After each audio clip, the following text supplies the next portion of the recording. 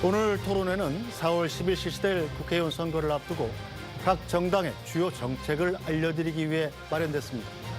토론회는 SBS, KBS, MBC와 국회방송, KTV를 통해서 동시에 생중계되고요. 중앙선거방송 토론위원회 유튜브, 네이버 TV 등에서도 실시간으로 보실 수 있습니다. 아울러 청각장애인 여러분을 위해 복지TV에서 토론자별 1대1 수어 통역 방송이 생중계되고 있음을 알려드립니다. 먼저 오늘 각 정당을 대표해서 나와주신 세 분의 토론자를 소개해드리겠습니다. 국민의힘 최영두 국회의원입니다. 네, 안녕하십니까. 더불어민주당 김영배 국회의원입니다. 네, 안녕하세요. 정의당 김종민 정책위 의장입니다. 네, 안녕하세요. 네, 공직선거법의 기준에 따라서 초청된 정당을 대표해서 세 분이 나와주셨고요. 이 토론자의 좌석과 발언 순서는 모두 사전 추첨을 통해 결정됐음을 알려드립니다. 중앙선거방송 토론위원회는 국회의원 선거를 앞두고 총 3번의 정책 토론회를 개최하는데요. 오늘은 그 첫 번째 토론회로 정치 분야에 대한 토론을 진행합니다. 총 2개의 주제에 대해서 사회자 공통 질문에 대한 각 정당의 답변을 듣고 시간 총량제 토론을 하고요. 주도권 토론과 마무리 발언 순으로 진행됩니다. 주어진 발언 시간이 끝나면 마이크가 자동으로 꺼진다는 점 유념해 주시기 바랍니다. 효율적인 진행을 위해서 사회자가 발언할 토론자를 지명할 수 있다는 점도 알려드립니다. 자, 그럼 본격적으로 토론을 시작하겠습니다. 이 첫 번째 주제는 선거제도 등 정치개혁 과제입니다. 먼저 사회자 공통 질문입니다. 22대 총선이 이제 72일 앞으로 다가왔습니다. 하지만 법정 기한을 한참 넘겼음에도 불구하고 아직까지 비례대표제 등 선거제도에 대한 여야의 합의가 이루어지지 않고 있습니다. 준연동형 유지와 병립형 회귀, 번역별 비례대표제, 그리고 선거구 획정을 둘러싸고 각 정당이 이해관계 때문에 첨예하게 대립하고 있습니다. 현재 대한민국의 정치가 우리 사회의 갈등과 정치 양극화를 부추긴다는 비판이 아주 많습니다. 민생을 우선으로 하는 정치개혁이 절실해 보이는데요. 이에 선거제도 개편을 포함하여 각 당이 최우선으로 하는 정치개혁 제1과제는 무엇인지 말씀해 주시기 바랍니다. 답변 시간은 1분입니다. 먼저 국민의힘 최영두 의원 답변해 주시죠. 네, 국민 여러분, 정치의 본령은 사회적 갈등과 대립을 해소하고 중지해서 통합을 이끌어내는 데 있습니다. 그리고 정치가 경제, 외교, 안보를 더욱 두텁게 해서 국익을 보호하고 민생을 더 따뜻하게 하는 데 있습니다. 그러나 우리 정치는 국민들을 너무나 실망시키고 있습니다. 소수 여당으로서, 정부 여당이지만 소수 여당으로서 너무 송구하고 죄송합니다. 그래서 저희들은 정치의 신뢰를 높이기 위해서 국회의 불신의 이유를 줄이기 위해서 노력하겠습니다. 지금 통계청의 조사를 보면은 우리 국회야말로 국가기관 중에 가장 신뢰도가 낮습니다. 믿을 수 없다, 아예 신뢰하지 않는다는 조사도 81% 가까웠습니다. 그래서 저희들은 정치의 신뢰를 회복하기 위해서 국회의 특권을 줄이겠습니다. 첫 번째, 국회의원의 불체포 특권을 포기하겠습니다. 그리고 금구형 이상의 죄가 확정될 경우에는 재판기관 중간에 세비를 반납하겠습니다. 만일 우리 당의 책임으로 재보궐이 이루어진다면 불공천하겠습니다. 국회의원 수를 250명으로 줄이겠습니다. 네, 최영두 의원 발언 시간을 초과하셔서 마이크가 꺼졌습니다. 자, 계속해서 더불어민주당 김영배 의원 답변해 주시죠. 먼저 국민들께 송구하다는 말씀부터 드립니다. 밥그릇 싸움 하느라고 그러는 거 아니냐. 도대체 왜 선거제도를 합의를 못 보냐. 민심이 천심인데 왜 민심을 제대로 받드는 국회 선거제도 하나 못 만드느냐. 답답하실 것입니다. 윤석열 정부가 불통으로 일관하고 있기도 하고 국민의힘이 여당인데도 전혀 책임성 없이 침대 축구로 일관하고 있지만 민주당이 민심을 받드는 국회, 국민을 닮은 국회를 만들기 위해 최선을 다하겠습니다. 선거제도는 국민들이 주신 표만큼 자기가 얻은 득표 수만큼 의석이 반영되고 골고루 다양하게 민심이 반영될 수 있도록 의석 구조가 짜져야 되는 것으로부터 출발한다고 생각합니다. KBS 여론조사, 공론조사를 통해서도 보면 우리 선거제도가 변해야 된다고 국민들께서 말씀하고 계신 걸 알 수 있습니다. 꼭 선거제도를 변화시키겠습니다. 네. 자, 정의당 김종민 정책위의장 답변해 주시죠. 네. 정의당의 선거제 입장은 모두 아시는 대로 촛불 항쟁으로 국민들이 만들어 주셨던 위성정당 없는 준연동형 비례제도가 그대로 유지돼서 다당제 민주주의가 구현되는 것입니다. 그런데 진정한 정치 개혁은 선거 개혁뿐만 아니라 정말 정치의 변화, 혁신이 뒤따라야 한다고 생각합니다. 2024년 벽두부터 2명의 정치인에 대한 테러가 있었습니다. 국민들이 깜짝 놀랐고 저 역시 깜짝 놀랐습니다. 대결 정치, 혐오 정치, 그리고 강성 지지층 팬덤 정치가 그대로 정치인에게 이어져서 인과응보로 정치인의 테러가 이어지는 거라고 생각을 하고 있습니다. 먼저 정의당 김진우 비대위원장께서 정당 대표 정치 평화 공정선언을 각 정당이 함께하길 바라고 있습니다. 국회에서 특별 결의안 채택으로 이어지길 바랍니다.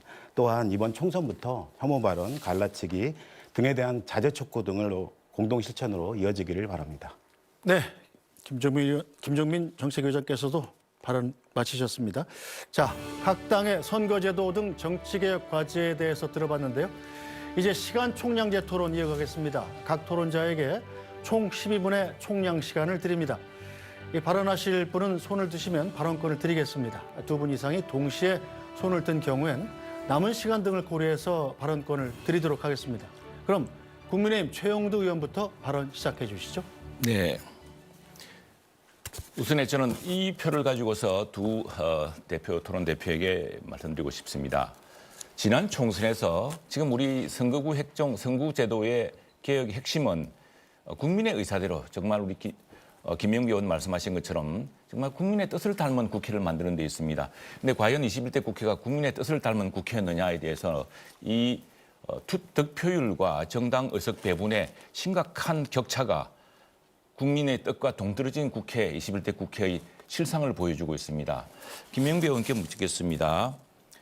지난 총선 때는 민주당이 전국 득표율이 49.9%였고 국민의힘은 41.5%, 약 8%포인트 차이였습니다. 그런데 전국 의석수는 민주당이 163석, 국민의힘 84석으로 거의 2배 가까워졌습니다. 이 심각한 국민의 뜻을 담고자 한다면은 민주당은 아마도 당시에 147, 8석, 국민의힘은 123, 4석을 얻어야 됐습니다. 그래서 의석수는 한 20석 정도 차이밖에 안 났어야 되는데 이렇게 2배 가까운 큰 의석 격차를 냈습니다. 이 원인이 무엇이라 생각하십니까? 선거제도에서 가장 중요한 가치는 비례성과 대표성입니다. 즉 자신들이 얻은 득표만큼 의석을 차지할 수 있도록 구조를 짜줘야 정당들도 열심히 하거든요. 그런 면에서 오히려 최영도 의원님이 말씀하신 대로 현재 우리나라 선거제도는 소선거구제 지역구 위주로 되어 있잖아요. 253개의 지역구에서 한 표라도 많은 사람이 이기도록 되어 있기 때문에 51%와 49%가 전체 의석 되면 51%를 얻어도 전체 의석을 다 차지할 수 있는 구조거든요. 그러다 보니까 영남 독점 구조라든지 호남 독점 구조가 엄존하는 조건에서는 말씀하신 대로 제대로 된 국민들의 이 반영이 구조적으로 안 되게 돼 있는 거예요. 그래서 바로 연동형 비례대표제도 등을 포함한 비례대표제도를 손봐야 된다는 게 국민들의 뜻이었습니다. 지난번 5월 달에 KBS 공론조사에서 국민의 70%가 선거제도가 바뀌어야 되고 80% 가까운 분들이 비례대표제를 확대해야 된다고 답을 하셨어요. 제가 이제 좀 보완 설명을 하겠습니다. 김영기 의원 말씀이 맞습니다. 그런데 지금 쟁점이 되고 있는 비례대표 47석으로 가지고는 이런 비례성 대표성을 맞출 수가 없습니다. 우선에 지금 전국 득표율이 민주당과 국민의힘이 불과 8%포인트밖에 차이 나지 않았는데 의석수는 200% 차이 나는 이 구조의 문제를 해소하기 위해서 저희들은 사실은 전체 국회의원 300석을 대상으로 한 선거제도 개편이 이루어져야 된다고 생각을 했습니다. 그것 때문에 김영배 의원과 또 정의당과 우리는 초당파 정치개혁 의원 모임을 만들어서 어떻게 하면 국민의 뜻을 닮은 국회를 만들 것인가 노력했습니다. 그런데 사실은 민주당이 전통적으로 평민당 이래로 수도권에서 소선거구제가 굉장히 유리한 선거구였기 때문에 사실은 이 대선거구라든가 중대선거구제, 즉 300석 전체를 두고서 국민의 뜻을 가장 닮은 득표율과 의석수를 배치할 수 있는 구조에 대한 합의에 실패를 했습니다.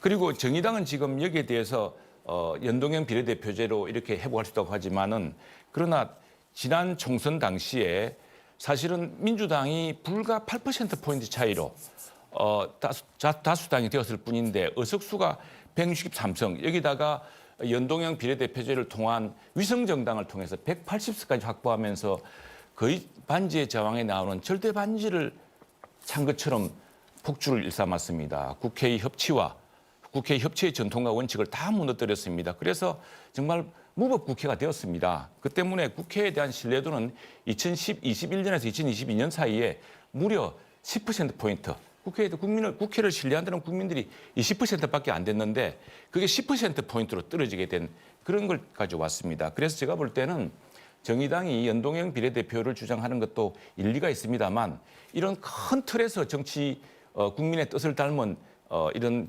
선거제도 개편을 완성하지 못한다면 예컨대 도농복합형 중대선거구라든가 또는 대선거구제라든가 하는 이런 것들을 국민적 공론으로서 수렴해서 하지 않는다면은 지금 47석까지 되는 것을 연동형으로 해서는 것은 결국엔 위성정당을 또 놨습니다. 지금 벌써 민주당 주변에서 범민주당 주류의 사람들이 민주당과 연동하는 이런 위성정당을 만들었다고 선언하고 있습니다. 그래서 정의당은 이번에도 연동형 비례대표를 주장하더라도 정말 정의당이 그 목만큼 충분히 차지할 가능성이 별로 없습니다. 그래서 정의당 역시도 이 문제의 심각성에 대해서 좀 뜻을 모아야 되겠다고 생각을 합니다. 예컨대 자 우리 김종대 의장님께서는 예컨대 수도권 득표율의 경우를 저는 보고 싶습니다. 수도권 득표율이 가장 심각했는데 수도권 득표율은 보시다시피 지난번에 우리 당이 한 민주당이 54.9%, 우리가 40.4%였습니다. 15% 포인트 차이는데 의석수는 무려 6배가 차이 났습니다. 이런 심각한 구조. 그래서 저는 수도권에서 바로 이런 중대 선거구제를 통해서 한다면은 정의당이 오히려 적당한 그게 합당한 의석을 얻을 수 있겠지만 지금 같은 연동형 비례대표제로서는 이 문제의 근본적인 문제를 해결할 수 없다고 생각합니다. 어떻게 생각하십니까? 네, 정의당 김종민 정책위 의장. 네, 그러니까 그렇게 의석수 차이 나는 게 지금 현재 소선거구제 때문이에요. 그러니까 1등만 딱 차지할 수 있는 이런 선거제도를 변하자고 하는 것이 바로 연동형 비례제도의 굉장히 중요한 특징이었고 국민의힘부터 위성정당을 만들면서 지난번에 선거제도를 엉망으로 만들어내면서 국민들로부터 정치에 대한 불신이 굉장히 가속화된 겁니다. 거기에 대한 반성부터 하셔야지. 또 하나는 지난 총선에 양당이 비례정당의 득표는 67%밖에 안 됩니다. 그런데 의석수는 95%를 차지했어요. 정의당은 9.7%, 창당 이래 제일 많은 득표를 얻었는데 의석수는 2%밖에 안 됩니다. 이게 이제 왜곡된 선거제도로부터 오는 것이고 준연동형을 지키라는 국민의 명령을 거부하고 위성정당을 만들었기 때문에 반응한 문제입니다. 그러니까 지금 병립형을 회개해야 된다거나 이렇게 주장하는 거는 경기를 치르기 위한 규칙이 있었는데 그 규칙을 파울을 엄청 양당이 했습니다. 반칙을 하고. 이걸 바꾸자고 이 반칙을 하는 것이 문제인데 반칙을 할 수밖에 없는 제도이니까 우리가 반칙을 안 할 수 있게 제도를 변경해달라. 이런 건 말이 안 되는 거죠. 자, 반성부터 하고 이제 김정민 페어플레이를 위원장이 하셔야 된다는 겁니다.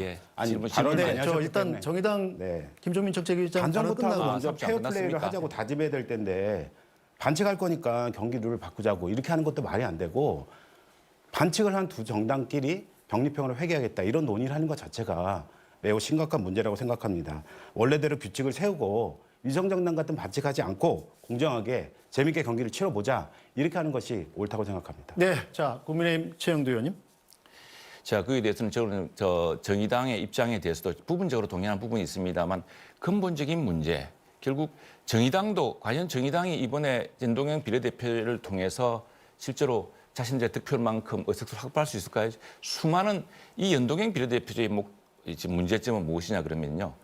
지난번 투표 때 안 보셨습니까? 이 투표용지 길이가 30cm, 40cm가 늘어납니다. 엄청나게 많은 정의당만 나온다면은 정의당의 합당한 어른 의석수를 배분받을 수 있을지 모르겠습니다만 지금 벌써 무슨 검찰 탄핵당이니 탄핵을 목적으로 하는 정당이니 이 지금 우리 김종민 의장이 주장하시는 이 제3당 이 3당의 의미는 뭐냐면은 거대 양당의 극단적 대립 정치를 좀 중재하고 절충하고 새롭게 대화와 타협을 모셔가는 정당이 되어야 되는데 지금 나서겠다는 정당들은 모두 보면은 모두 전부 극단적 대립을 부추기는 정당들입니다. 그래서 이건 정의당이 요청하는 그런 목적에 맞지 않은 결과가 나타날 것이다. 저는 이렇게 생각합니다. 그것도 마찬가지로 국민들이 판단하실 문제라고 저는 생각이 들어요. 선거제의 목적이 뭐죠?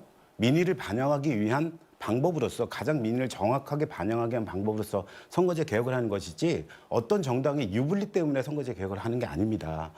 선거제 개혁이라는 것은 국민들의 생각과 고민이 얼마나 정치에 반영하고 미칠 수 있냐를 더욱더 정교하게 짜는 건 선거제 개혁의 목적이지 어떻게 어떤 정당이 유불리만 합니까? 그럼 정의당이 불리한 제도를 짜는데 그것이 국민의 민의를 반영하는 거라고 한다면 전 정의당은 그런 선거제도를 채택해야 된다고 생각하는 입장입니다. 네, 민주당 김영배 의원님.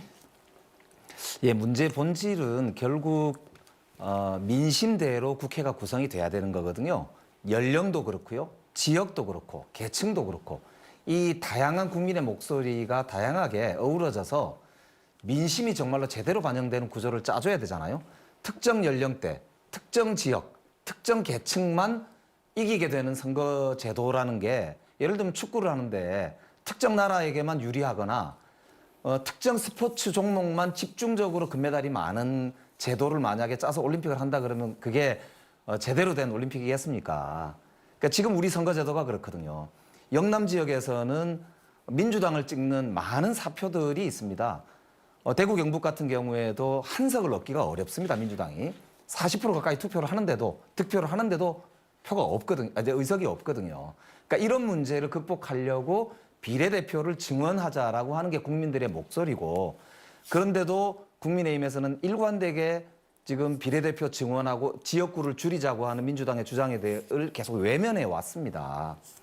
지역구의 기득권을 놓기 싫고 대표성은 높이자고 하니 이게 도대체 어떤 제도로 그럼 짜자는 대안이 뭔지를 여쭤보고 싶어요. 그렇기 때문에 민심을 제대로 반영하기 위해서는 자기 기득권을 내려놓아야 된다. 그래서 저는 민주당이 처음에는 지역구를 줄이자고 주장을 했지만 지금은 253석이 불가피하다면 권역별로 연동형을 실시하는 게 옳다. 이게 민주당의 입장이라는 걸 말씀을 드립니다. 네, 다음 어느 분 발언하시겠습니까? 네, 김종민 정의당 정책위원장님. 의원 수를 축소하자 이렇게 이제 제안하시잖아요. 국민들이 또 바란다 이렇게 말씀하세요. 근데 대학 의대 정원은 왜 확대하는 거죠?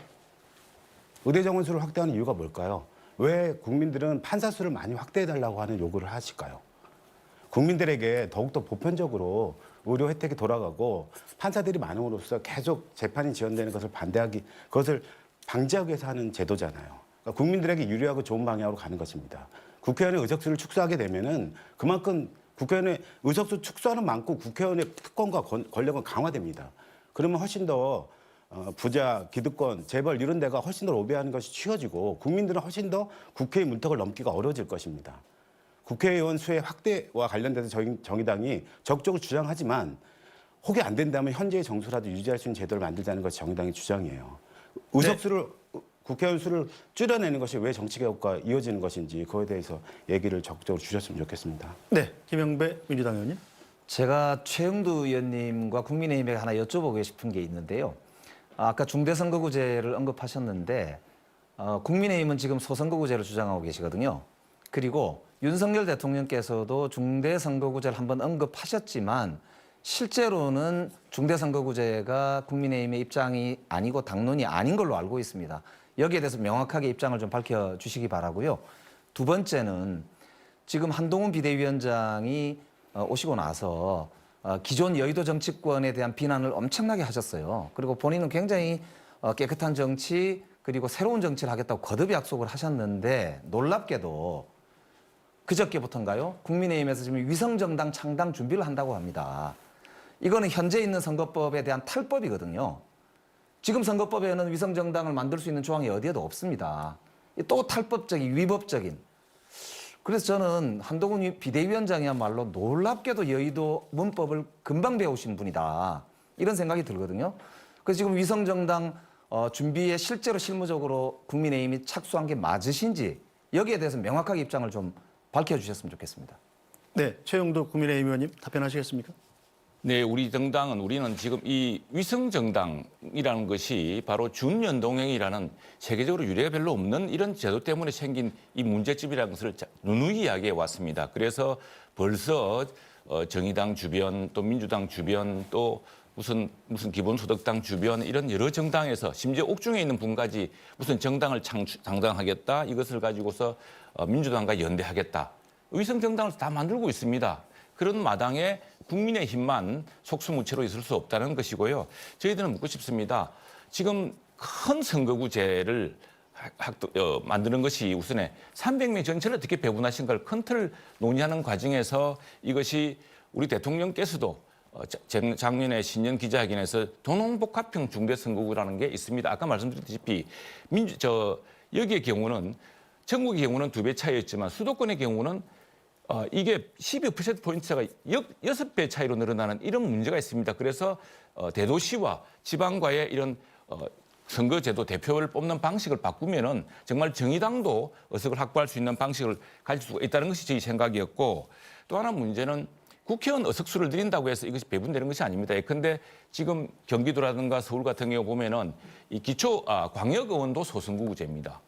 그런데 오히려 극단적인 대립이 더 확대되었습니다. 그래서 이런 그 소선거구제에 대한 이것은 민주당 내에서도 그렇고 우리가 정말 원론적으로 이 소선거구제 특히 지역의 경우는 너무 많은 지금 시군들이 하나의 선거구로 묶여져 있기 때문에 그 대표성 차원에서 이걸 중대선거를 하기 힘듭니다. 그러나 수도권의 경우는 충분히 도농복합형 중대선거를 할 수 있었다는 것이 우리 당 내에서 다수 의견이 있고 이건 초당파 정치개혁 모임에서 자주 논의된 사항 아니겠습니까? 그래서 이것은 이상을 위해서는 정말 이렇게 해야 된다는 것이고 그다음에 비례대표에 대해서 국민들은 매우 걱정을 하고 있습니다. 이 비례대표는 누가 뽑은 사람들입니까? 그리고 비례대표로 뽑힌 사람들이 지난 21대 국회 4년 내내 무슨 일을 했습니까? 정말 우리 정치 통합과 정치의 발전에 도움이 됐습니까? 이분들 전부 그리고 대부분 또 지역구 나가겠다 하고 있습니다. 이 비례대표의 불투명성, 이 비례대표의 그리고 비례대표가 지난번에 보여왔던 그런 문제점들, 역사적 피해자인 할머니들을 위한 기금을 횡령하고 또 무분별한 말로 파당적인 허위 사실을 공표해서 스스로 지금 의원직을 박탈당하고 이런 정치의 수준을 떨어뜨리는 사람들이 주로 비례대표에서 나왔습니다. 바로 그 위성정당의 비례대표에서 나왔습니다. 네, 자 시간 총량제 토론은 각 토론자들께 각각 12분씩 똑같이 드립니다. 그러니까 시간을 적절히 배분해서 쓰시는 게 좋습니다. 지금 최영두 의원께서 가장 많이 쓰셨습니다. 네, 김영배 민주당은? 정치 개혁에서 가장 중요한 요소 중에 하나가요. 다양한 계층과 연령이 국회로 들어오고 그래서 그분들이 그 당사자의 목소리를 대변함으로써 국회 자체가 그 자체로 국민을 닮은 국회가 되는 것 그게 이제 가장 중요한 저는 개혁의 방향성과 목표가 아닐까 이렇게 보는데요. 그런 면에서 보면 우리가 참 이렇게 참담하기까지 한 게 40세 이하의 현재 대한민국 국회의원이 몇 명인지 아십니까? 현재 우리나라 40세 미만의 국회의원이 13명입니다. 300명 중에 4.3%라고 해요. 이게 전 세계적으로 봐도 굉장히 부끄러운 일이거든요. 근데 이게 왜 이럴까요? 지역구가 253석으로 압도적으로 숫자가 많고 비례대표가 47석밖에 안 되니까요. 지역구에 출마하려면은 20대, 30대에 있는 청년들이 돈도 별로 없지요. 사회적인 관계도 적지요. 정당에서 기존의 다수파를 차지하기도 어렵잖아요. 그래서 저는 청년이나 여성들이 지역구에서는 자리를 잡기가 매우 어려운 구조적인 한계가 있다고 생각하고요. 그렇기 때문에 전략공천도 늘려야 되겠지만 비례대표를 늘리자 이런 이야기도 많은 거거든요. 외국에서 그래서 사실은 비례대표제가 잘 발달돼 있는 유럽 국가들도 많고요. 그런 이제 특성이 있다고 보는데요.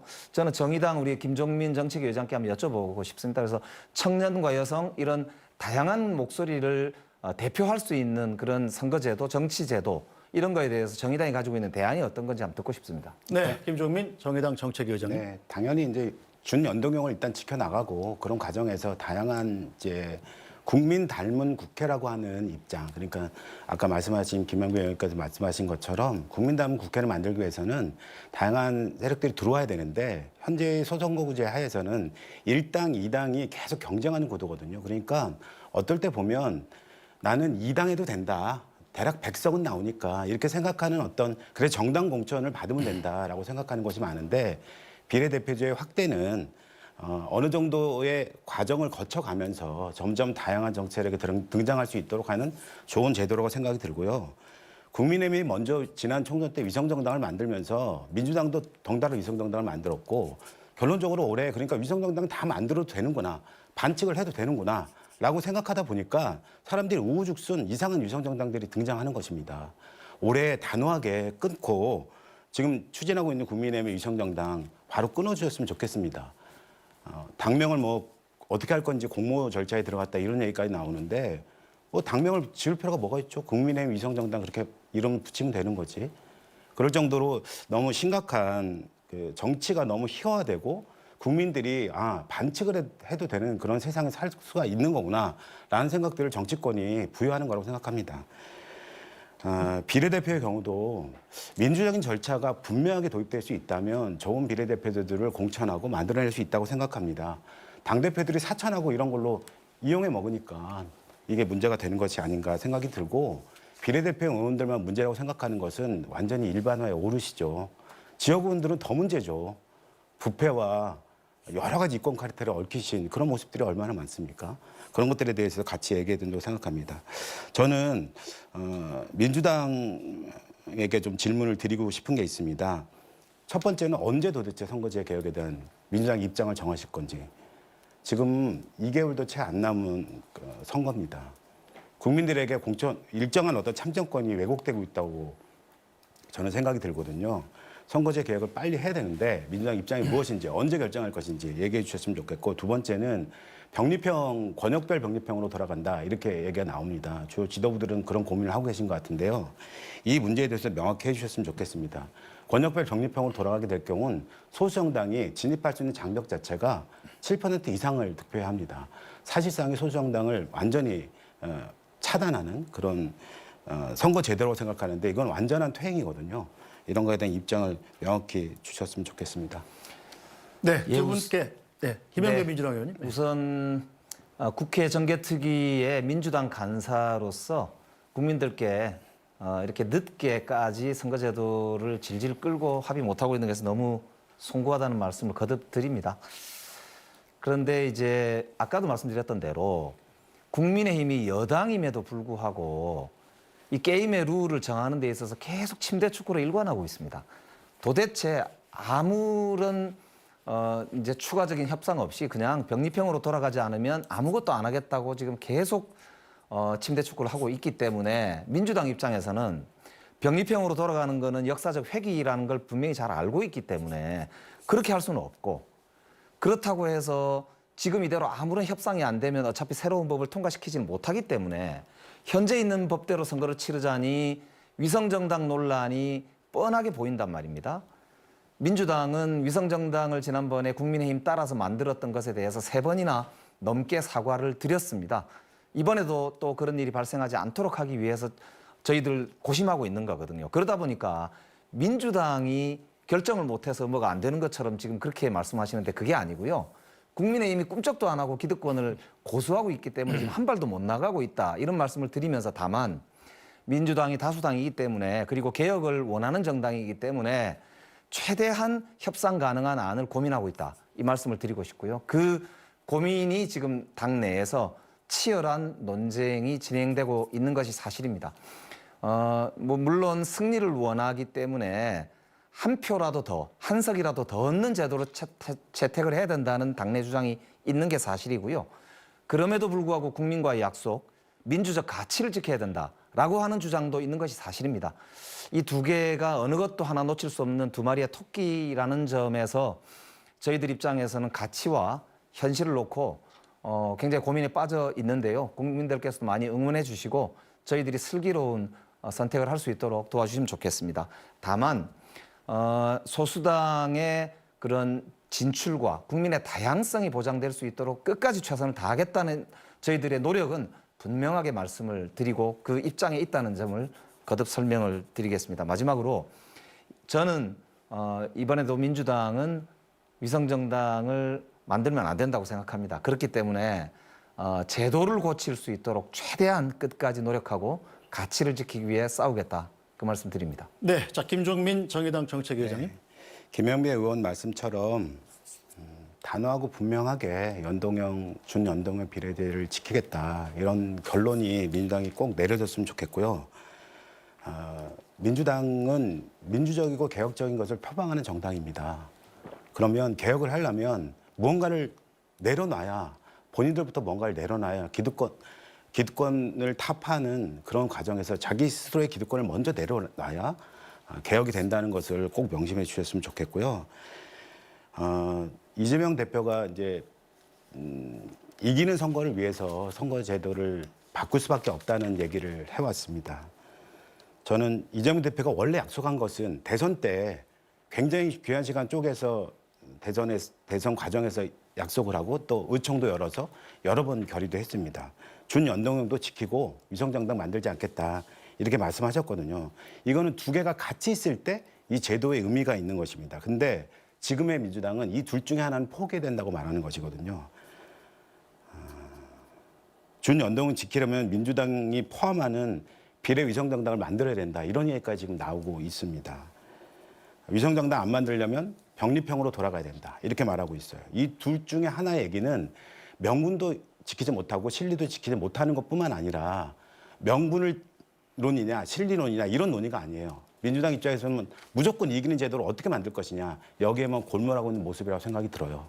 단호하게 끊어내고 개혁정당, 민주정당으로서의 모습으로 다시 돌아왔으면 좋겠다. 이렇게 말씀드리겠습니다. 네, 최영도 국민의힘 의원님 발언하시겠습니까? 네, 저는 이 정치개혁의 본질은 국회의원들이 국회의 신뢰를 회복하는 데 있다고 생각합니다. 지금처럼 헌법기관 중, 국가기관 중 이렇게 국민의 신뢰를 잃었어야 국민이 가장 불신하는 국민의 최근에 4개 여론조사 기관의 공동조사에 따르면 81%의 국민이 국회를 신뢰하지 않습니다. 국회가 없었으면 좋겠다고 생각을 하고 있습니다. 왜 이렇게 되었습니까? 바로 그것은 민주당이 보여주었던 그런 일당 독주, 180석 가까운 절대 반지를 꼈다고 이렇게 폭주하던 시기에 그럼 그 시기에 정의당은 과연 정의롭게 행동했느냐? 저는 예컨대 정의당이 지금 같은 연동이 없어도 여러 곳에서 지역구 의석을 스스로 배출한 적이 있습니다. 그때 많은 국민들이 두 당과 다른 새로운 비전이 있구나, 새로운 미래가 있구나를 보여줬어야 되는데 정의당은 때때로 민주당의 표를 보태주면서 180석의 어떤 그 절대 의석을 보태주기 위해서 행동하면서 그런 신의를 저버린 적도 있습니다. 그래서 이것은 국민의 신뢰를 회복해서 국회가 다시 신뢰를 회복하고 특권을 내려놓아서 정말 국회를 이제 믿을 수 있겠구나. 국회의원들이 자기들만을 위해 하고 자기들의 특권을 위해서 일하는구나라는 것을 사람들이 이제 더 이상 그렇게 생각하지 않고 그 특권에 대해서도 많이 고쳤다, 국회를 믿을 수 있다고 되어야지만이 선거제도도 더 개편할 수 있게 될 것이라고 봅니다. 저희는 중도농 복합형 중대선거구제가 가장 적합하다고 생각합니다만 이거 역시도 국민들이 그냥 소선거제 좋다고 생각하는 경우도 많거든요. 의석수를 더 늘릴 수도 없습니다. 의석수를 줄이는 압력이 더 강합니다. 실제로 의석수를 줄여서 더 정확하게 해서 더 신뢰를 높인다면 더 효율적인 국회가 될 수 있습니다. 그리고 왜 소수 정당이 득표를 못합니까? 지금처럼 여야가 이렇게 국민의 신뢰를 못 얻는다면 저는 보다 선명하고 보다 미래적이고 보다 통합적인 정책으로 충분히 지지를 얻을 수 있을 거라고 생각을 합니다. 네, 김종민 정의당 정책위원장님. 그러니까 정의당이 오랜 기간 비례제를 확대할 것을 주장해왔고 연동형 확대를 주장해왔습니다. 근데 결과는 정의당 욕심 차리라 그런 거 아니냐 이런 얘기를 많이 들었습니다. 말씀하신 것처럼 정의당이 정말 정치를 잘했다면 연동형 비례제 이런 거 정말 좋구나 이렇게 아마 말씀하셨을 거라고 생각합니다. 그런 입장에서 정의당도 상당히 반성이 많고 특히 양당 독점의 정치 구조를 깨자라고 이런 창당 정신을 갖고 등장을 했는데 어쩌면 양당 정치에 닮아버린 게 아닌가? 이렇게 아마 국민들이 평가하신 것도 있다고 생각을 합니다. 그렇지만 실질적인 어떤 정치의 불신, 계속 말씀하시는 정치의 불신은 양당의 독과점 구조 또 특히나 요 근래 등장하고 있는 대통령과 정당 간의 관계에서의 굉장히 수직적인 관계 또 이재명 대표에 대한 방탄정당이라고 그렇게 비난을 하면서도 근래 들어 김건희 여사에 대한 방탄정당으로 전락하고 있는 국민의힘의 모습 이런 모습을 통해서 국민들이 정치에 대한 불신을 굉장히 더욱더 가속화하게 갖게 되는 것이거든요. 이런 걸 바꾸기 위해서라도 일정한 변화가 상당히 필요하다고 생각합니다. 그러기 위해서 정의당은 정당 중심의 대의적인 어떤 정치 체제가 갖고 있는 근본적 문제에 우리가 지금 직면해 있다. 더 이상 정당을 바꾸고 말하자면 정치인 리더십을 바꾼다고 뭔가 정치가 진짜 변하는 것인가에 대한 근본적 불신 같은 걸 국민들이 갖고 계시다고 생각하거든요. 그래서 정당의 변화도 촉구하면서도 시민들의 직접적인 참여가 보장되고 만들어지는 시민 공유의 민주주의 같은 시대로 다시 한번 돌입하는 그런 과정이 만들어야 된다고 생각하고 정치의 공간에 시민들이 직접 들어와서 정치의 공간을 운영하고 같이 만들어가는 직접적인 형태의 민주주의 형태들도 적극 고민하는 것이 정치 개혁을 위해서 매우 중요하다고 생각을 하고 있습니다. 네, 김영배 민주당 의원님. 예, 전 세계적으로 요즘 민주주의가 굉장히 위협받고 있지 않습니까? 미국에서는 심지어 민주주의 본산이라는 그 명예 먹칠을 하듯이 트럼프 대통령과 관련해서 백악관으로 이제 폭도들이라고 하나요? 하여튼 몰려가 가지고 난리가 났었지 않습니까? 전 세계적으로 지금 양극화가 심해지면서 사실 정치가 양극화되고 그래서 테러도 막 종종 일어나고 우리 국내에서도 지금 그런 문제들이 발생하고 있거든요. 이 문제를 해결하는 데 있어서 저는 두 가지가 필요하다고 생각합니다. 하나는 소통을 강화해서 국민들과 신뢰를 회복하는 게 가장 중요한 출발일 거고요. 결국 정치는 신뢰가 없이는 서지 못하지 않습니까? 그래서 무신은 분립이라 이렇게 얘기를 하거든요. 그래서 소통이 중요하다고 보고요. 두 번째는 독점과 독주, 폭주가 진행되면 안 됩니다. 행정부가 지나치게 지금 폭주를 하고 있습니다. 국회의 임무는 정당의 임무는 바로 견제와 균형의 원리를 통해서 국민들의 주권자의 뜻을 균형 있게 국정에 반영하는 거거든요. 그런 점에서 보면 제가 최영도 의원님한테 한번 여쭤보고 싶어요. 우선 첫 번째는 대통령이 기자회견을 요새 안 하셨잖아요. 기자회견 언제 하시는지. 국민과 솔직한 저는 소통이 새로운 정치개혁의 출발이다. 그 말씀 드리면서 여쭤보고 싶고 두 번째는 지금 행정부의 이 폭주 저걸 견제하기 위해서 있는 게 국회인데 대통령께서 계속 거부권도 행사하시지요. 그다음에 방통위원 같은 경우는 그냥 임명을 민주당에서 추천한 사람 임명을 안 하고 엉뚱한 사람들 임명을 한다. 이런 비판을 지금 받고 있습니다. 이 행정부 이런 독주에 대해서 여당으로서 어떻게 생각하시는지, 어떻게 견제하실 건지 그걸 한번 여쭤보고 싶습니다. 네, 최영도 국민의힘 의원님. 그런데 지금 국회의 경우는 정부 여당과 이렇게 국회가 갈등을 빚는 가장 정부가 국회가 이렇게 지금 나가는 이유는 국회가 민주주의 절대 다수당에서 지금 좌지우지되기 때문에 그렇습니다. 그리고 지금 쟁점되는 많은 법안의 경우 민주당이 여당이고 또 지금처럼 다수당인데도 진행하지 않았습니다. 왜냐하면 예상되는 사회적 갈등이 있었고 또 예상이 되는 경제적 혼란이 있을 수 있기 때문에 안 했던 겁니다. 그런데 지금 뻔히 이 정부도 그걸 진행했을 경우에 민주당이 과거에 예상했던 그런 후폭풍, 그런 부작용이 있을 것이라고 짐작했기 때문에 지금 대통령으로서는 국회에 다시 한 번 더 생각해달라고 재의결을 요구하고 있는 겁니다. 우리 헌법이 정한 바는 이럴 경우에 정부의 우리를 국회가 충분히 검토를 하고 그랬을 경우에 3분의 1하는 제적 의원을 통해서 재의결을 할 수 있도록 하고 있습니다. 이런 헌법 절차에 따라서 진행하고 있는 것이고요. 또 하나 지금 기자회견 같은 것은 사실은 그 대통령이 결정하는 문제입니다. 근데 과거 정부도 비슷했습니다. 사실은 이게 우리 어떤 대통령제 문화와 비슷한 것 같은데요. 그리고 방통위 문제는 민주당이 왜 추천을 하지 않습니까? 그리고 지난번에 문제된 부분은 문제가 있다고 해서 스스로 물러나지 않았습니까? 빨리 민주당이 자신들이 임명할 수 있는 방통위원을 추천했으면 좋겠습니다. 네, 최영도 의원께서는 39초가 남아 있습니다. 어느 분이 먼저 발언하시겠습니까?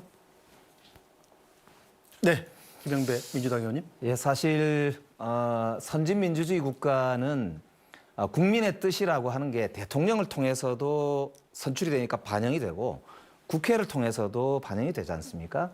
국회의 가장 기본은 역시 대통령을 견제하는 거예요.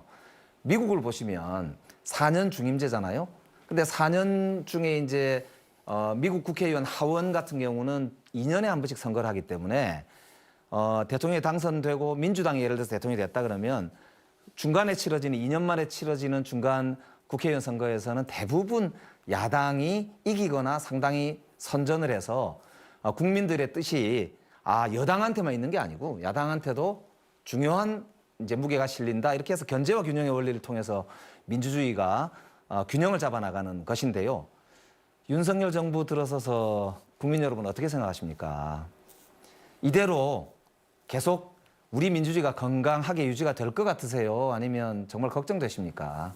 저는 건강한 긴장, 건강한 견제야말로 대한민국을 균형 잡히고 민주주의를 건강하게 할 거라고 믿습니다. 그런 면에서 저는 우리 최영도 의원님께서 다시 한번 말씀드립니다. 뭐 저는 대통령이 싫어서 견제하자는 게 아닙니다. 잘못된 거 잘못됐다고 말씀을 드리고 잘된 것은 당연히 협조를 하고 그래서 야당 대표도 만나시고 야당에게 협조도 구하시고 필요하면 야당도 비판하시고 그렇게 하셔야 되지 않느냐 그렇게 여쭤보고 싶습니다. 네, 김종민 정의당 정책위의장님. 네. 그러니까 대통령 거부권에 대해서 먼저 좀 말씀을 드리고 싶은데요. 그러니까 방송법이라든가 노란봉투법이라든가 이태원 참사 특별법이라든가 이런 법들은 정책 쟁점 사항이 아닌 겁니다. 그러니까 본인이 야당일 때는 주장하시고 본인이 여당일 때는 또 반대하고 이거는 이제 국민의뿐만 아니라 민주당도 지금 국민들이 180석 이상을 몰아줬단 말이에요. 지난 총선에서. 그럼 문재인 정부 산하에서 방송법이라든가 노란봉투법이라든가 이런 걸 통과시켰어야 되는 거죠. 이걸 통과시키지 않으니까 국민의힘이 이제 와서 왜 이러냐 하면서 내로남불이라고 하는 거거든요. 이런 것들이 바뀌는 정치가 돼야 합니다. 그러니까 여야를 넘어서 국민들이 필요로 하고 매우 중요하다고 생각되는 지점에 대해서는 적극적으로 양당이 함께 힘도 합치고 일정하게는 타협도 하고 하는 모습들을 보여줘야 된다고 생각합니다. 또 하나는 그러니까 국민들이 이런 생각을 많이 하실 거예요. 예전에는 그런 게 없었는데 근래 들어서는 SNS 공간에서 이제 가족들이든 친지들이든 아니면 지인들이 소통방 같은 걸 만드시잖아요. 그 소통방이 계속 깨져나가고 있습니다. 왜냐하면 그 안에서 정치 얘기만 조금 꺼냈다가는 서로 간에 극단적인 어떤 갈등이 빚어지고 서로 간에 안 좋은 모습들을 보이면서 방이 이렇게 깨져나가는 모습 같은 걸 보거든요. 이런 게 이제 왜 그럴까 생각해 보면 꼭 사회 지도층이 아니라 할지라도 가장 많이 언론 노출이 되고 있는 정치인들 사이에서 혐오적인 발언을 계속한다거나 대결 정치를 계속 펼친다거나 또는 강성 지지층 팬덤 정치가 막 극성하는 모습 같은 걸 보이면서 심각한 요소와 고민을 만들고 있어요. 그러니까 아까도 그런 말씀 드렸지만은 이재명 대표가 불체포 특권을 포기하겠다고 했고 선거제에 대해서 지키겠다고 했음에도 불구하고 거짓말을 계속하면서 그렇게 할 수 있는 게 정치다 이렇게 말합니다. 그럼 국민들은 이걸 보고 무슨 생각을 하실까요? 김건희 여사가 공적 역할을 맡지 않겠다 이렇게 얘기하셨는데 지금은 너무 활발히 활동하시다가 문제가 생기신 거예요. 그러니까 거짓말을 하는 것이 당연한 사회가 만들어지고 있다. 명품백수수 같은 것도 하면 되는구나 이렇게 생각한다는 거죠, 국민들이. 이런 것을 만들어낸 정치를 바꾸는 게 중요하고 그걸 위해서라도 김진우 위원장이 우리 정의당이 제안했던 정당 대표의 정치 공정 평화선언 같은 거 이런 거 꼭 좀 했으면 좋겠다. 네, 정의당 김종민 정책위의장께서는 주어진 시간 12분을 모두 사용하셨습니다. 자, 김영배 의원과 최영두 의원 어느 분 먼저 발언하시겠습니까? 30초가량씩 시간이 남았는데요. 제가 먼저 할까요? 네. 자, 우리 김종민 의장님께 정말 주문드리고 싶은데 정의당은 좀 정의롭게 일을 해줬으면 좋겠습니다. 그런데 이재명 대표가 방탄국회 하려고 국회를 완전히 좌지우지하고 파행시켰던 것과 지금 이른바 도이치모터스 특검은 상황이 많이 다릅니다. 저는 이런 문제에서 정의당이 좀 정의롭게 판단해 주시면은 굉장히 정말 양당 간에 지금 어떤 치열한 이런 문제를 오히려 중재하고 해소할 레버리지가 크게 생각합니다. 우선에 지금 이재명 대표의 이 사법 이런 리스크 같은 경우는 우리 정부가 들어와서 만든 게 아닙니다. 이건 민주당 정부 검찰 시절에 바로 경기도지사 그리고 성남시장 때 문제가 수사되는 게 늦어지는 것일 뿐입니다. 반면에 도이치모터스 특검은 네, 최영두 의원께서도 발언 시간을 모두 사용하셨습니다. 자, 민주당 김영배 의원. 윤석열 대통령이 검찰총장 시절에 본인이 수사하던 건이나 본인이 책임자로 있던 시절에 수사가 제대로 안 됐던 것에 대해서 문재인 정부 시절의 일이다 이렇게 얘기하는 걸 보고 저도 참 이게 어떻게 저럴 수 있나 이런 생각을 많이 했는데요. 마찬가지실 거라고 생각합니다. 저희들 민주당도 더욱 자세를 바르게 하고 수신제가 하기 위해서 최선을 다하겠습니다. 네, 자, 세 분 모두 주어진 시간을 다 쓰셨습니다. 이 첫 번째 주제는 이것으로 마무리하도록 하겠습니다. 자, 두 번째 토론 주제는 대북 정책 등 외교안보 정책 방향입니다. 진행 방식은 첫 번째 주제와 같습니다. 자, 그럼 공통 질문 먼저 드리겠습니다. 현 정부는 미국, 일본과 안보 협력을 강화하고 있고 다른 한편으로는 북중러 간의 밀착도 가속화되고 있습니다. 이런 가운데 북한은 새해 들어 동해에서 수중 핵무기 체계를 시험했다고 주장했습니다. 또한 북한 헌법에 한국을 적대 국가로 규정하려는 등 남북 간의 군사적 긴장감이 높아지고 있습니다. 여기서 우리의 외교는 어떤 방향으로 가야 할지, 올해 미국 대선 이후 대북 정책은 어떠한 변화가 있을지, 한반도를 둘러싼 외교안보 현안에 대한 각 당의 입장을 들어보겠습니다. 마찬가지로 답변 시간은 1분입니다. 이번에는 더불어민주당 김영배 의원부터 답변해 주시죠. 대한민국은 민주주의와 경제 성장을 동시에 달성한 전 세계에 정말 몇 개 안 되는 나라로 모범적 국가로 칭송받고 있습니다. 그 비결은 대한민국의 개방형 통상국가를 지향해왔고 수출로 먹고 사는 나라이기 때문이기도 합니다. 그런 점에서 보면 외교는 밥이고 경제입니다.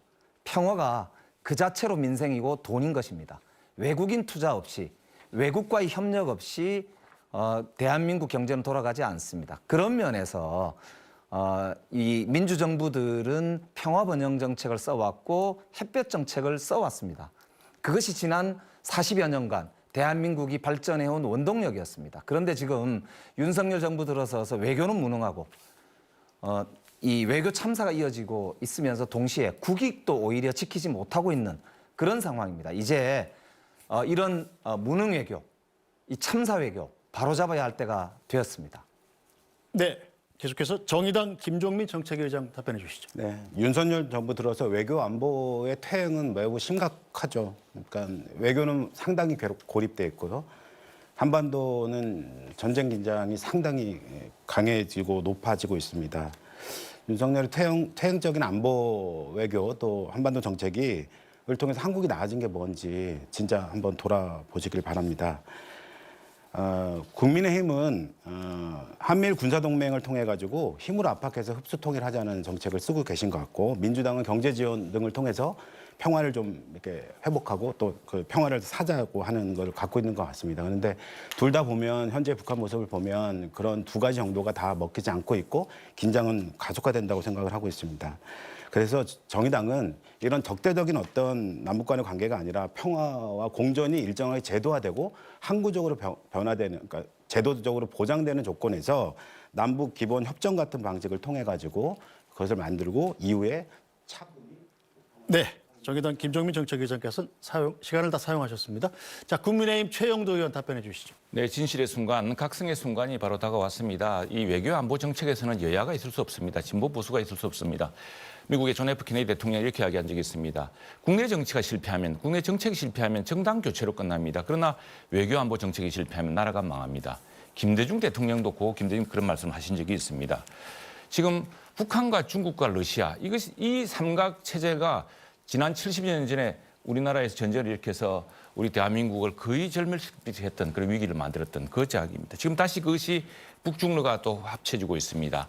이 경우에 세계 동서고금 어느 나라에 동맹 없이 나라를 지킨 사례가 없습니다. 그래서 저희들은 한미 동맹을 강화해왔고 또 새롭게 지금 동북아에서 외교를 구축하고 있습니다. 자, 문재인 대통령은 전쟁이 끝났다고 선언했습니다. 그러나 북한으로 돌아온 것은 푼수, 오지랖, 삶은 소대가리, 앙천대소였습니다. 그리고 급기야 개성공단을 폭파했습니다. 끝없는 핵미사일 실험, 핵 폭발 실험이 있었습니다. 이제 여야가 힘을 합쳐서 정말 국가 안보를 걱정해야 됩니다. 네, 최영도 의원께서도 발언 시간을 전부 사용하셨습니다. 자, 대북 정책 등 외교안보 정책 방향에 대한 각 당의 의견 먼저 들어봤고요. 시간 총량제 토론 이어가겠습니다. 이번에는 각 토론자에게 10분의 총량 시간을 드립니다. 더불어민주당 김영배 의원부터 시작해 주시죠. 최영도 의원님이 진짜 좋은 말씀하셨어요. 외교가 실패하면 나라가 망한다. 이번에 부산 엑스포 대한민국이 20표 나왔습니다. 165개국이 투표했는데요. 망신 중에 망신입니다. 윤석열 대통령께서 작년에요. 250몇 억이 책정돼 있던 순방 외교 비용을 새로 추가로 329억인가요? 더 책정을 해서 600억 가까이 되는 순방 외교 예산을 쓰셨어요. 파리에 가셔서 노력하신다고 TV에 연설하는 장면도 여러 번 나왔지 않습니까? 이 외교 참사가 이어지고 있습니다. 제가 일일이 거론하지는 않겠습니다. 외교가 밥이기 때문에 중요한데요. 예를 들어서 프랑스에 가셔서 이 프랑스 대통령을 만나셨을 때도 우리 전기자동차와 관련된 프랑스의 보조금 정책에 대해서 한마디도 없었다는 지금 보도가 있거든요. 그리고 미국에서도 IRA, 그러니까 미국에 공장을 두지 않으면 혹은 원료를 중국과 관련돼 있는 걸 쓰면 보조금을 안 준다라고 하는 제도인 걸로 알고 있는데 대한민국 기업이 심각한 지금 상황에 처했다고 합니다. 현대자동차가 오죽했으면 미국과 중국에다가도 여러 우려를 지금 발벗고 나서서 뛴다고 합니다. 정부는 가만히 있고요. 이 사태를 보면서 국민들이 정말 걱정하시거든요. 제가 한번 여쭤보고 싶습니다. 지금 윤석열 대통령께서 대북 정책으로 담대한 구상을 말씀하셨었어요. 담대한 구상이라는 게 보니까 억제, 단념, 대화 뭐 이렇게 해서 비핵화를 북한이 먼저 결심하면 대단한 보상을 해주겠다. 이렇게 아마 하신 것 같은데 그럼 북한이 비핵화를 결심하게 하기 위한 윤석열 정부의 노력이 뭐가 있는지 어떤 노력을 하셨고 어떤 담대한 구상을 하고 계신지 실행된 게 뭐가 있는지 한번 여쭤보고 싶습니다. 네. 자, 국민의힘 최영두 의원 발언하시겠습니까? 네, 외교 안보 분야는 정말 이 소수 여당 그리고 이 정부 혼자 할 수 있는 게 아닙니다. 매 사건마다 정말 아무것도 아닌 것을 외교 참사라 몰아붙이고 대통령을 모욕하고 이런 방식으로 해서 어떻게 그게 외국에서 우리가 정상회의를 수행할 수 있겠습니까? 아니 뭐 영국 왕실에 갔는데 영국 왕실의 안내에 따라서 조문하는 걸 가지고 무슨 육개장도 안 먹고 조문을 했다는 등 이 말도 안 되는 소리로 대통령에 험담하고 들리지도 않은 말로 대통령의 글로벌 외교에 대해서 흠집을 내고 하는 이런 식으로는 정말 우리 민주주의라는 이름을 가진 우리 전통의 민주당에 걸맞지 않다고 생각합니다. 제발 이런 방식으로 외교 안보의 그런 노력, 국가적 노력에 흠집을 안 냈으면 좋겠고요. 또 하나 사실은 우리가 북한과의 관계에서도 마찬가지입니다. 북중로의 관계에서도 마찬가지인데 우리가 노력을 많이 하지 않았습니까? 정말 문재인 대통령 혼밥 먹어가면서 북경을 다녀왔고 그다음에 북한한테 그렇게 험한 소리 삶은 소대가리, 푼수, 오지랖 국가원수로서 그래서 저때 제가 야당 의원이지만 이렇게 해서는 안 된다 그래서 어떻게 북한이 이럴 수 있냐라고 정말 북한 이 방송 토론에서 강하게 이야기하고 했습니다. 이렇게 힘을 모아야 되는데 우리가 북한에 대해서는 지금 역대 정부가 해왔던 정책이 있습니다. 북한과는 평화롭게 또 공존하면서 서로 경제적 번영을 나누어야 되는데 문제는 북한이 계속 주먹을 쥐고 핵 무력을 강화해 오고 있다는 사실입니다. 그 순간을 보지 않습니까? 최초의 핵실험을 언제 했습니까? 노무현 대통령 했습니다. 문재인 대통령 들어서 문재인 대통령이 어떤 뭐 전쟁이 끝났다 김여정을 평창에 부르고 했습니다만 핵실험 했습니다. 그리고 미사일 실험 숱하게 했습니다. 그걸 우리가 외면할 수가 없습니다. 우리는 우물 안으로 자꾸 세상을 보고 모래에 머리를 파묻고 이 다가오는 위기를 극복할 수 없습니다. 위기는 위기대로 직시해서 함께 여야가 힘을 모아야 된다고 생각을 합니다. 그래서 그렇게 해서 함께 어떻게 극복할 것인가. 저는 지금 북한이 노리고 있는 게 뭡니까? 이런 국론 분열입니다. 민주당이 이렇게 없는 이야기로 대통령을 공격하고 민주당 지도자는 우리 북한에 뭐 이렇게 이야기를 하고 세상에 이렇게 해서 어떻게 나라를 지킬 수가 있겠습니까? 우리가 지난 문재인 정부 때 여러 가지 정책, 정말 유화 정책으로 뭐 중국 가고 정말 우리는 낮은 나라로 낮추고 온갖 일을 다 해봤습니다만 결론이 뻔하지 않았습니까? 그래서 동맹은 동맹대로 강화해 나가면서 대화와 힘의 균형을 통해서 우리가 한반도의 평화와 전쟁에 대비해야 되겠다는 것이 저희 당 입장입니다. 네. 김영배 의원. 제가 조금만 추가로 말씀을 드리면요. 문재인 정부에서 경제 성장률이요. 3% 내외로 계속 유지가 됐고요. 코로나 때인 2020년 같은 경우는 마이너스 0.7%였는데 이게 세계에서 가장 높았던 성장률입니다. 그리고 마지막에 거의 4% 가까이 이렇게 된 것으로 제가 기억을 하는데요. 윤석열 정부 어떻습니까? 들어서서 경제가 완전히 곤두박질 치고 있습니다. 특히 수교 30여 년 만에 중국에는 마이너스 180억 불 지금 적자를 보고 있습니다. 그뿐만 아닙니다. 전체적으로 경제가 정말로 지금 큰 곤경에 처해 있거든요. 그러니까 문재인 정부가 평화를 지키기 위해서 북한에만 퍼졌다. 절대 그렇지 않습니다. 우리 경제의 견고한 성장을 유지를 했습니다. 평화가 밥입니다. 이 점을 분명히 말씀을 드리고 싶고요. 그런 점에서는 저는 정의당 우리 김종민 위원장한테도 한번 여쭤보고 싶은 게 그런 겁니다. 그러니까 이게 우리가 대북 정책뿐만 아니라 외교 정책이 한편으로는 한미 동맹을 분명히 하면서도 한편으로는 국익을 지키기 위해 다양한 치열한 국익 외교를 벌이고 있는 전 세계적 상황에서 한반도가 그런 이제 실익 국익을 중심으로 외교를 하는 것에 대해 동의하시는지 저는 동의하실 거라고 생각하는데요. 네네. 한번 여쭤보고 싶어요. 네, 김종민 정의당 정책위원장. 네네. 제가 앞 토론에서 조금 이렇게 뭐 선거제 개혁 문제가 나오니까 아무래도 좀 톤이 높아지고 그런 거에 대해서 죄송하다고 말씀을 드리고 싶고 조금 더 정선되고 고민하는 내용들을 말씀을 드리도록 그렇게 하겠습니다. 그러니까 지금은 일체 국가의 대화가 완전히 단절되어 있는 상황이고 지금 이제 국민의힘이나 윤석열 정부는 한미일 군사동맹을 기초로 해가지고 모든 걸 다 추진하려고 생각하시는 것 같아요. 그러니까 한국이 한 번도 한미동맹이 깨지거나 그것이 옅어진 적이 없습니다. 한 번도.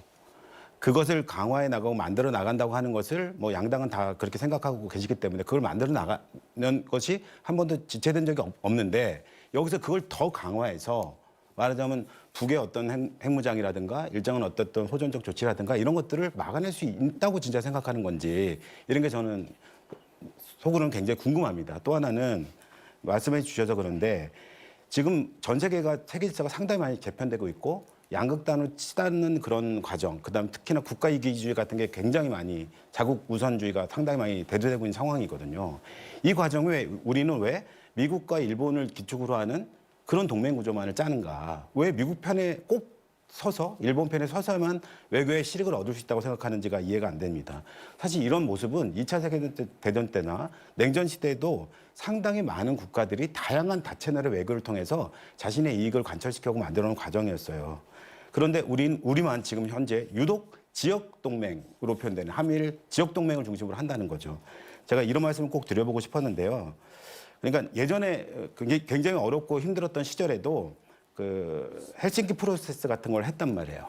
그러니까 말하자면 양극단의 유럽 사회에서의 양극단의 진영 대결이 펼쳐지고 있을 때 핀란드 헬싱키에서 헬싱키 프로세스를 제안하고 만들어가면서 일정은 어쨌든 말하자면 양 진영의 극단적인 대결이 아니라 평화적 양태를 통해서 각국의 이익을 보장하는 방식으로 만들어 온 게 있었단 말이죠. 그렇다면 한국도 동아시아에서 지금 대만 문제도 심각하죠. 그다음에 한반도 문제 심각하죠. 여러 가지 갈등 구조 고민이 내재되는 조건에서 이른바 이제 동아시아판 헬싱키 프로세스와 같은 이른바 그 동아시아 녹색평화 육자회담 같은 거를 적극적으로 주장하고 만들어 나감으로써 예전에 한번 실패했던 육자회담이 이제는 동아시아 전체의 평화를 위한 과정으로 만들어가면서 한반도 문제도 극복해가는 다자 간의 어떤 외교 무대와 고민을 회복해내는 게 굉장히 중요하다고 생각이 들고요.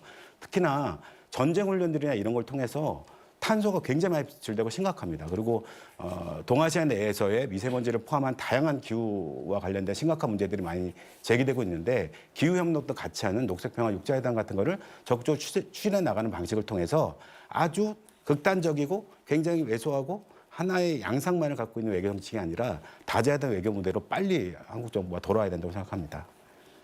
네, 최영두 의원 발언하시겠습니까? 네, 우리 김정 회장님 좋은 말씀이신데 이게 세상이 지금 우리가 바라보는 세상이 돌아가는 게 아니지 않습니까? 우리가 지금 근데 헬싱키 프로세스 말씀하시는데 헬싱키 프로세스라는 게 이 기본적으로 인권과 군축을 한꺼번에 가져가는 겁니다. 과연 북한 인권, 중국 인권을 이야기할 수가 있습니까? 지금 우리가 그리고 우리나라야말로 미국과 함께 중국을 WTO에 국제 통상 질서에 넣어주기 위해서 정말 애를 썼습니다. 그리고 중국이 천안문 사건 이후에 아시안 게임을 유치하려는 것이 자질될 뻔했을 때 우리가 도와줬습니다.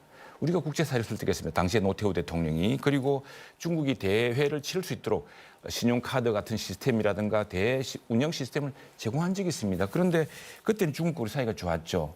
그리고 그때만 하더라도 중국은 주얼레 이래로 정말 조용히 기다리면서 때를 기다린다는 이런 시기였기 때문에 굉장히 주변국 사이가 좋았습니다. 그런데 지금 어떻습니까? 대국 굴기 시대 아닙니까? 시진핑의 주석 그리고 전랑 외교로 정말 약한 나라여서 우리나라에 와 있는 중국 대사가 우리나라를 얼마나 모욕하고 있습니까? 뭐 이런 상황을 보면서 저희들이 기본적인 국제 질서를 추진하기 위해서도 기본을 우리의 국익과 우리의 국격을 맞추는 그런 걸 하기 위해서 노력하고 있는 것이고요. 마찬가지로 지금 한중일 정상회담을 우리가 이번에는 의장국입니다. 추진하기 위해서 지금 일본과 함께 중국의 상대로 노력하고 있다는 말씀드리고 러시아가 우크라이나를 침공한 것도 굉장한 사건입니다. 이거 우리나라에서는 남일처럼 이야기합니다만 심지어 어떤 지도자는 코미디언이 뭘 잘못해가지고 죄를 무슨 이런 전쟁을 벌였다라고 이렇게 전쟁을 초래했다고 이야기하는 엉뚱한 소리를 할 정도로 국제 정세에 어둡습니다. 유럽에 한번 가보십시오. 유럽의 모든 의회가 빨리 이제 우크라이나 침공을 멈추지 못하면은 유럽 전체가 러시아 푸틴의 야욕에 희생당할 수 있다고 겁을 내고 있습니다. 그래서 유럽의 수많은 국가가 나토의 우산에 들어오고 있지 않습니까? 그래서 저희는 정말 그 걱정하다시피 미중국의 각축, 이런 강대국의 각축 속에서 우리가 살아남기 위한 지혜를 다 만들어야 됩니다. 그것이 필요한 것이 바로 호주 같은 나라들의 전범이라든가 또 인도, 또 이런 나라들과 협력해야 되고, 그것이 쿼드이기도 하고, 그것이 인도태평양 경제 프레임워크이기도 하고, 그것이 호주, 인도네시아, 멕시코 같은 이런 믹타이기도 합니다. 그런 노력들을 다자 노력을 다 하고 있다는 말씀을 드립니다. 네, 김영배 의원 발언하시겠습니까? 예, 아까 제가 이제 여쭤본 담대한 구상에 대해서는 말씀을 전혀 답을 안 하시는데요. 답을 할게요. 이 작년 10월 달에 대통령의 헌법에 이제 있는 자문기구인 민주평통이라는 이제 기구가 있거든요. 민주평통에서 보도자료를 낸 걸 보면요. 이 담대한 구상에 대해서 70%가 회의적이다. 이런 보도자료를 민주평통이 냈습니다. 그러니까 발표를 해놓고 지금 2년 동안 한 게 아무것도 없고 이렇게 국민적으로도 회의적인 평가를 받고 있는 것이죠. 그래놓고는 9.19 군사합의를 먼저 파기했어요. 사실 이게 굉장히 황당한 게요.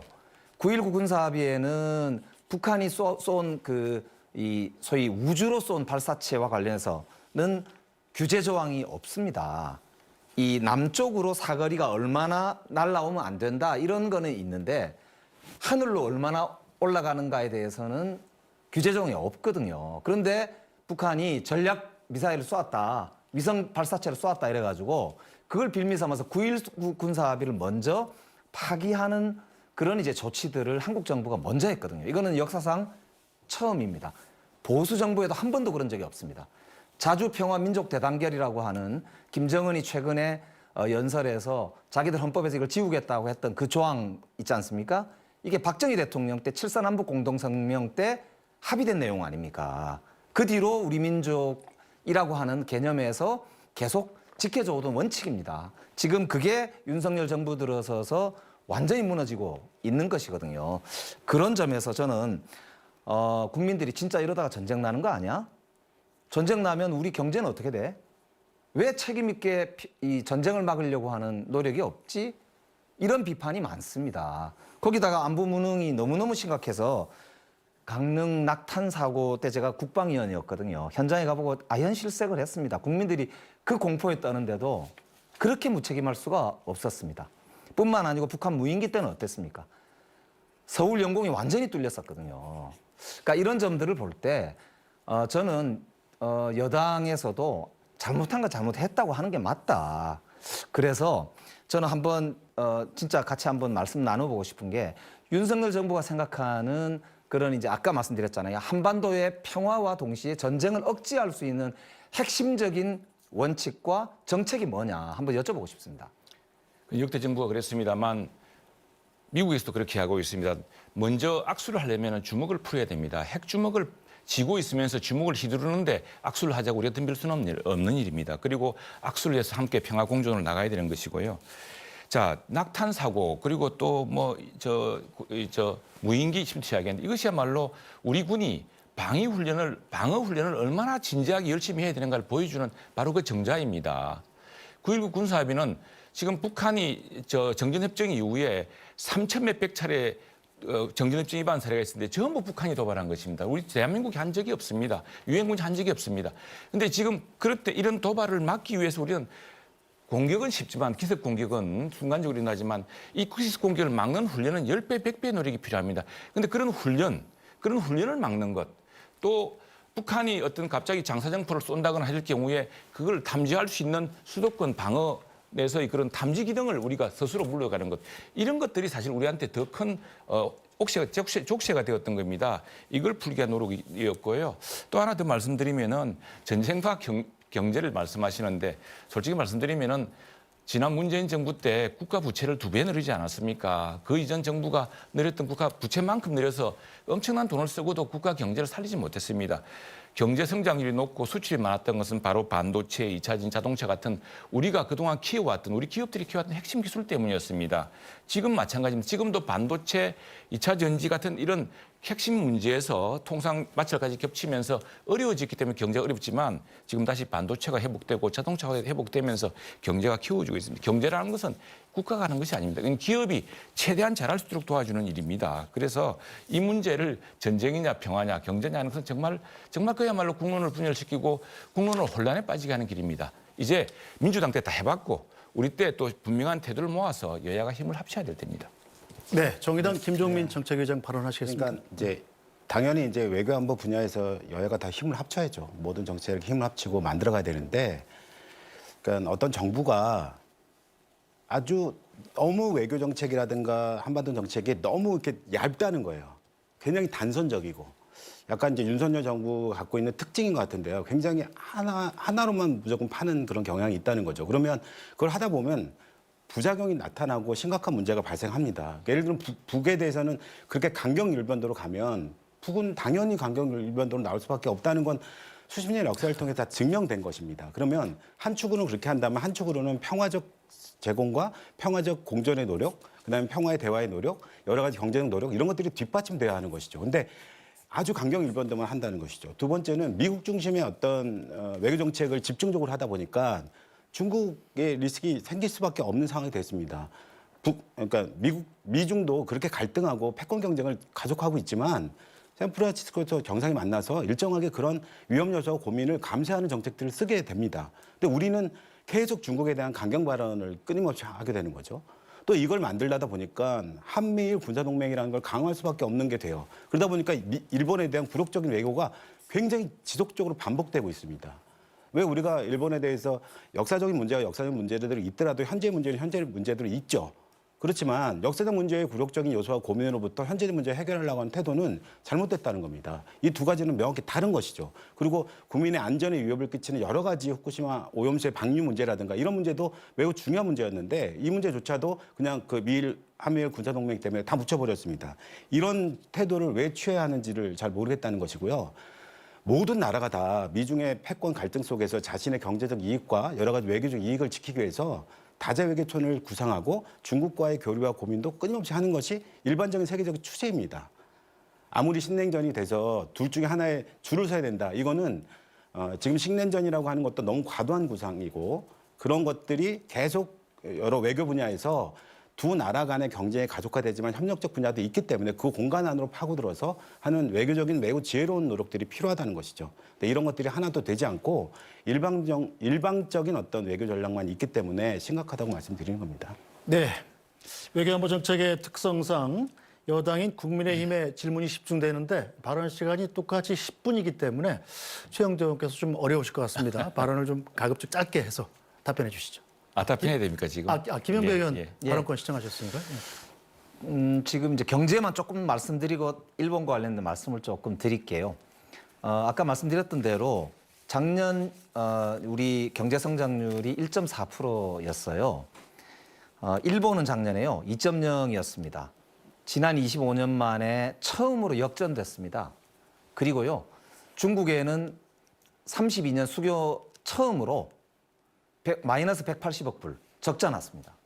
그리고 경제 성장률 문재인 정부 때 아까 말씀드렸지만 2021년 4.3%였고요. 2022년에 2.6%였어요. 근데 작년에 윤석열 정부 들어서서 1.4였거든요. 그러니까 이게 그러면 문재인 정부 때는 문재인 정부가 북한하고만 이렇게 퍼주기 하느라고 한 게 없고 근데 경제 성장률이 이렇게 좋은 거는 기업이 잘한 거고 그러면은 지금 윤석열 정부는 잘하고 있는데 기업이 못하는 겁니까? 이게 앞뒤가 맞지 않지 않습니까? 결국 정치와 경제는 같이 가는 것이고요. 국가 전략은 정부가 주도하는 것이 전 세계의 추세입니다. 그런 면을 분명히 저는 강조드리고 싶고요. 일본과 관련해서도 참 국민들 답답하실 거예요. 심지어는 국방부가 독도가 분쟁 중인 영토다 이렇게 했다는 걸 보고 정말 아연실색 하지 않습니까? 왜 일본한테만 그렇게 굴욕외교를 하는지 모르겠습니다. 우리나라 민법상 말입니다. 강제징용 배상도 본인이 거부하면 제3자가 변제하지 못하도록 되어 있지 않습니까? 민법도 부정하고 대법원 판결도 무시하고 정부가 갚아주겠다는 게 이게 말이 되는 일이 아니지 않습니까? 정부가 주도로 그걸 변제해 주겠다 이렇게 하는 방법을 제시했는데요. 정말 이거는 어이가 없는 일인데요.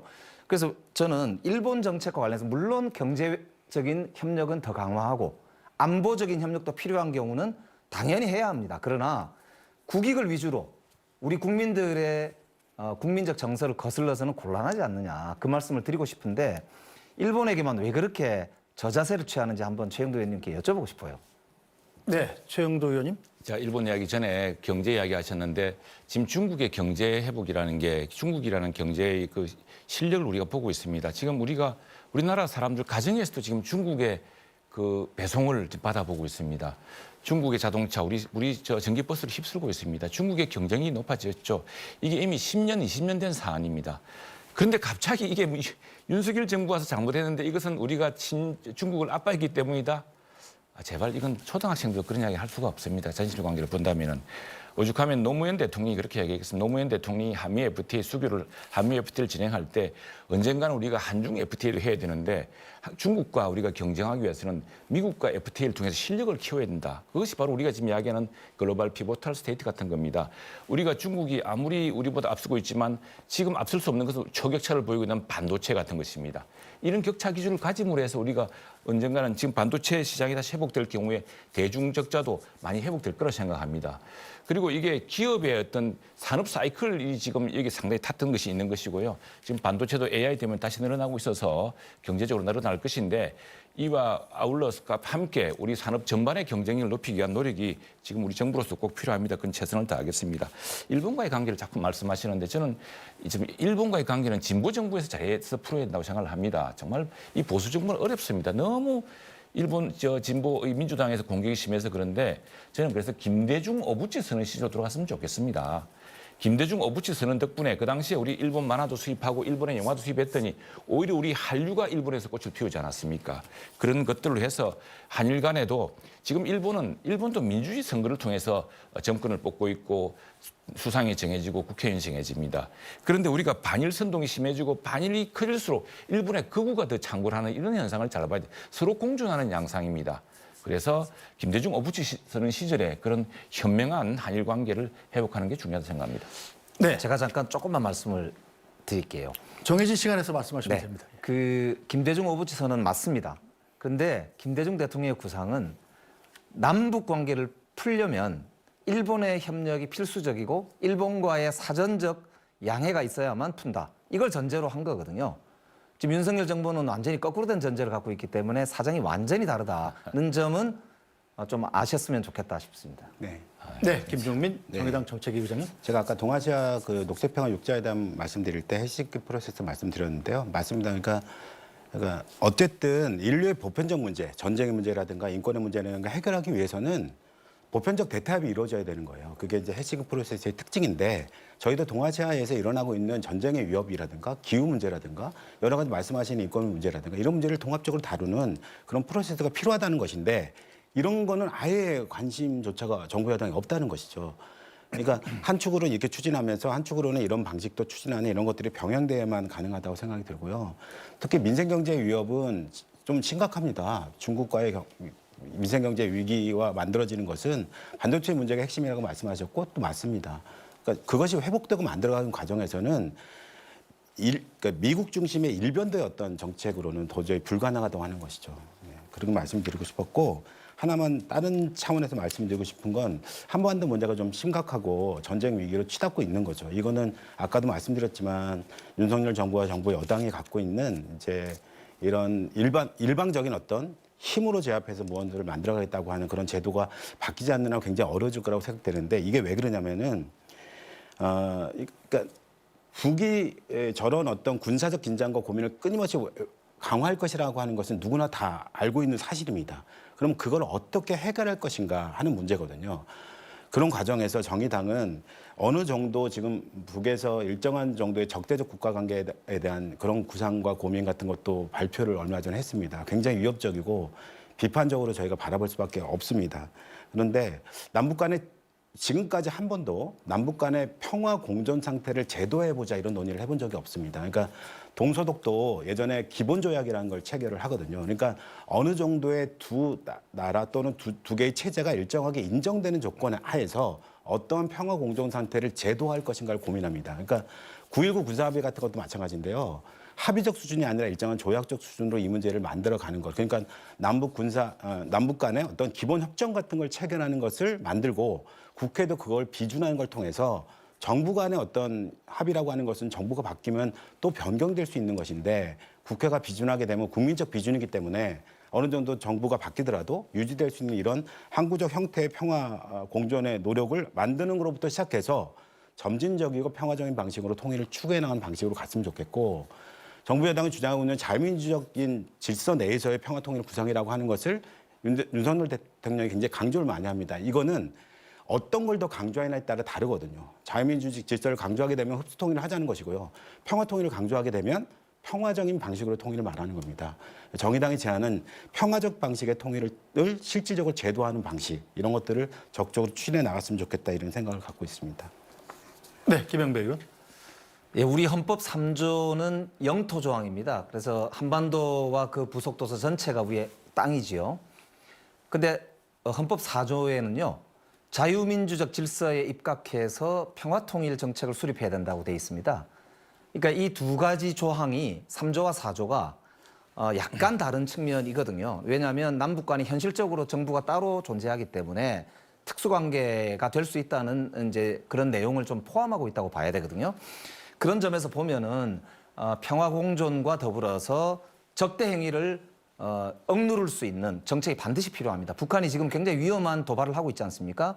저거를 우리가 힘으로뿐만 아니고 당연히 힘으로도 눌러야 되지만 세계적인 협력을 통해서도 눌러야 하고요. 그걸 평화를 지키기 위한 노력보다 더 중요한 것은 저는 없다고 생각합니다. 그런 면에서 보면 아까 금방 말씀하신 대로 제도화 이게 중요하고 정권의 노력이 중요하다는 점에서 저는 아까 담대한 구상의 어떤 실행 과정이 있느냐고 여쭤본 건데요.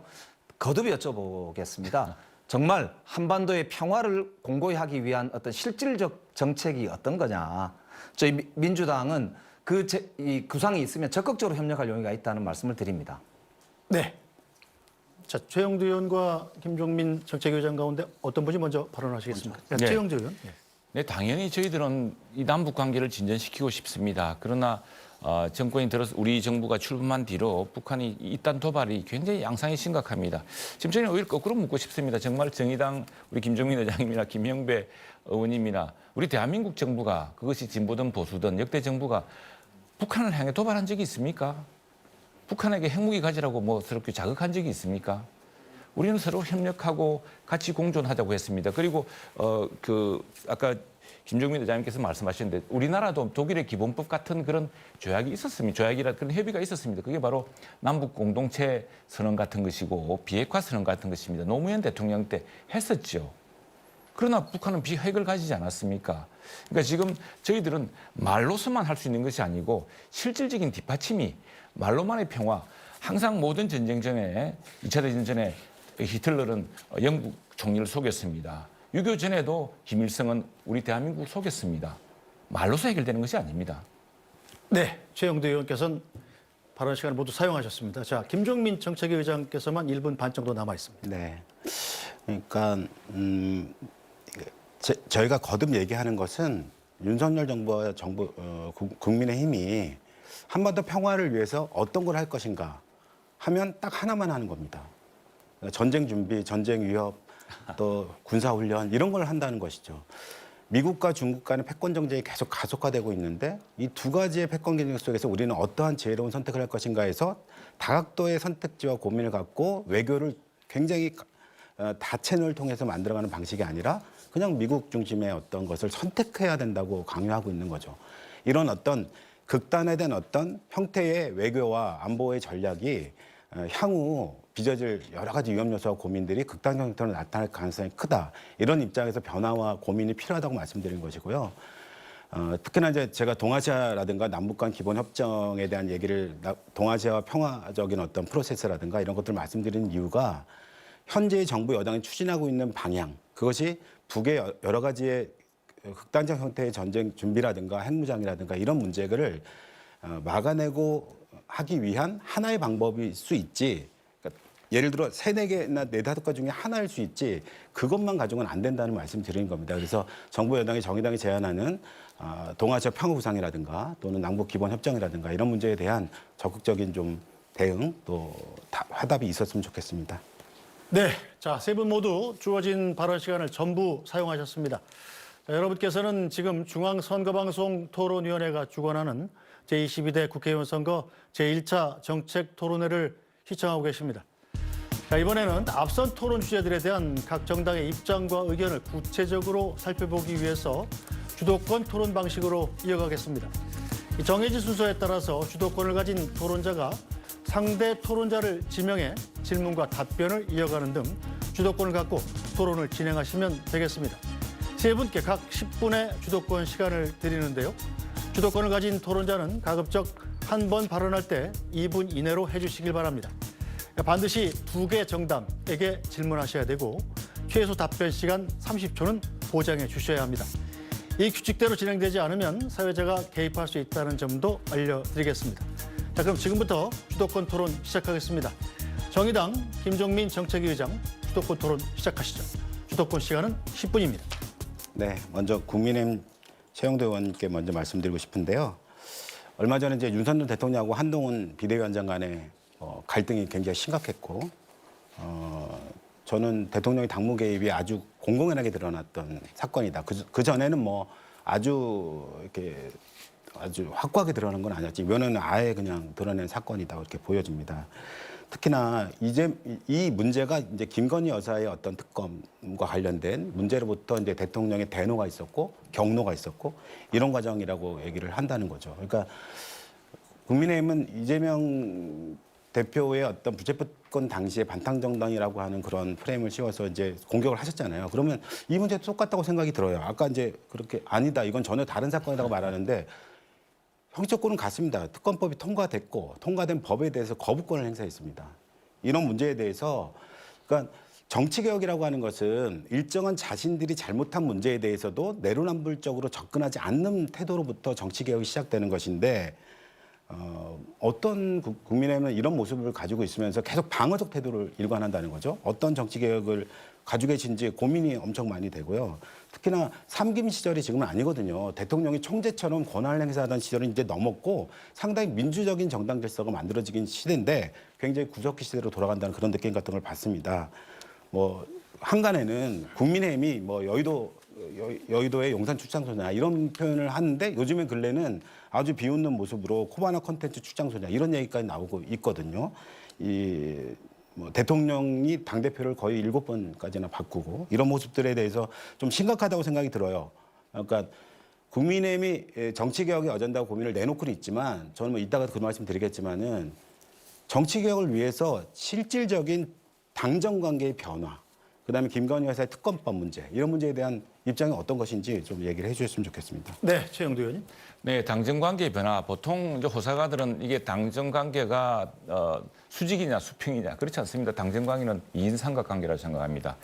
한동훈 비대위원장이 말씀하셨듯이 당은 당대로, 정부는 정부대로, 또 대통령실은 대통령실대로 할 일을 하면 되는 겁니다. 그렇게 해야 되고요.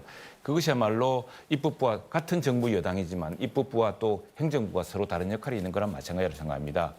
지금 지적하신 그 문제에 대해서는 그건 여러 가지 뭐 지금 논란이 많습니다만 핵심은 이거인 겁니다.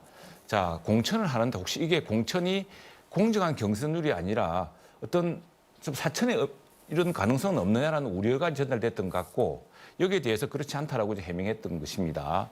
왜냐하면은 그건 항상 경선을 통해서 이루어질 것이기 때문에. 다음 두 번째는 이제 이른바 명품백 논란인데 그건 저는 진실을 밝혀야 된다고 생각합니다. 진실을 밝혀야 된다고 생각하고 그 진실은 명백합니다.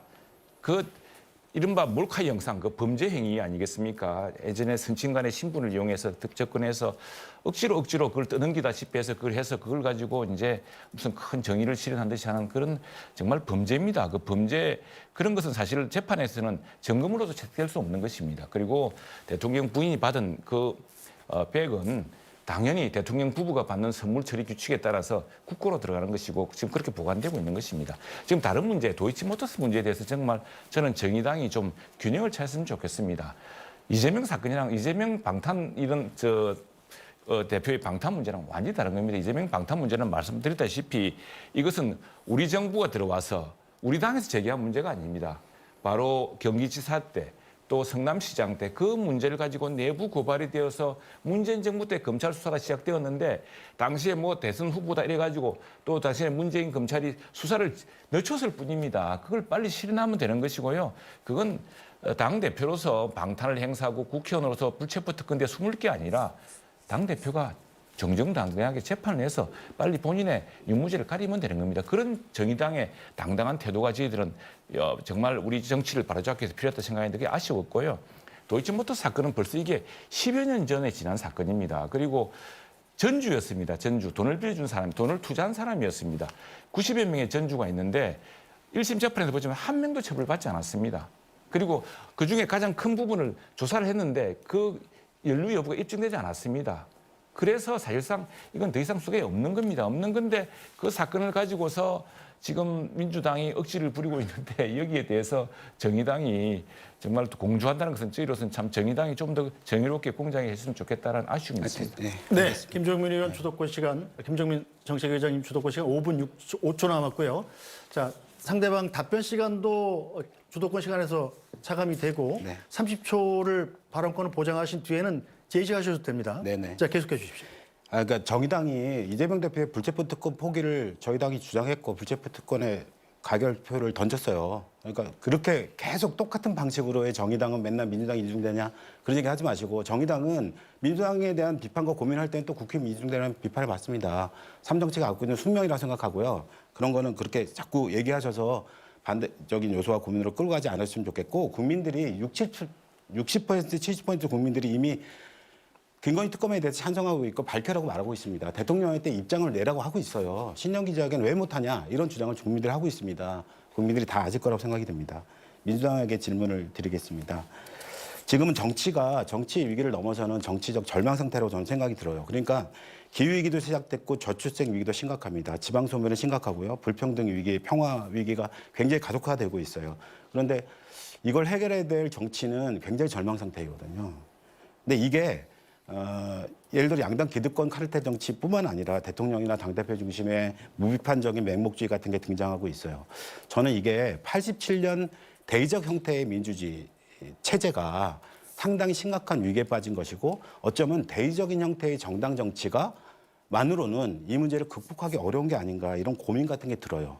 그러니까 노회찬 대표가 2004년도 딱 20년 전인데요. 불판론을 들고 나면서 정당을 교체해달라 이렇게 말을 했거든요. 그때 이제 민주노동당이 상당한 많은 국민들에게 지지를 받았습니다. 근데 20년이 지난 지금 정당을 바꾸고 인물을 바꾼다고 이 정치가 변할 것인가에 대한 국민적인 회의와 불신이 되게 심각해졌다. 그래서 거꾸로 저는 정치의 주체가 좀 바뀌는 새로운 불판론 같은 게 등장해야 되지 않냐 이런 생각 같은 걸 많이 하게 됩니다. 그러니까 민주진보 개혁 세력이 만들었던 87년 대민주 체제를 넘어서는 시민들이 직접 정치에 참여하고 시민들에게 정치의 공간을 넘겨주는 직접 민주 형태의 고민이 정치제도 체제의 변화가 있어야 된다고 저는 생각이 들거든요. 그 문제에 대한 생각을 듣고 싶습니다. 우선 개인적으로 노회찬 의원이 그립습니다. 한편으로 죄송하고요. 말씀대로 87년 체제의 민주주의적 한계를 보이고 있는 게 저도 사실이라고 생각합니다. 87년 당시에는 대통령도 내 손으로 못 뽑던 시절이었기 때문에 대통령을 내 손으로 뽑아서 나머지 정당이든 국회든 우리나라 온 영역을 민주화시켜야 되겠다. 이런 이제 열망이 높았던 때이기 때문에 대통령한테 권한을 몰아줬거든요. 근데 지금은 다양한 어떤 세력들이 등장했기 때문에 이제는 국회도 정당도 시민사회도 훨씬 더 권한을 가지고 참여할 수 있도록 하는 그런 정치체제, 네. 다양한 정치체제가 들어서야 된다. 네. 저는 당연히 찬성합니다. 네네. 감사합니다. 그러니까 제가 좀 더 말씀드리고 싶은 건 이런 건데요. 그러니까 삼정치가 등장을 했어요. 새로운 정당이 등장을 했어요. 그러면 양당의 어떤 기득권적인 요소와 독점 구조를 타파하기 위해서 등장했고 정의당도 마찬가지거든요. 근데 새로운 정당이 등장할 때마다 새로운 정치를 주장하지만 양당을 흡수되는 경향이 굉장히 강화됐습니다. 그러니까 정의당은 그것을 지키고 만들어 온 정치를 펼쳤고 그 과정에 여러 가지 어려움도 있고 저희가 반성해야 될 태도와 고민도 많다고 생각을 합니다.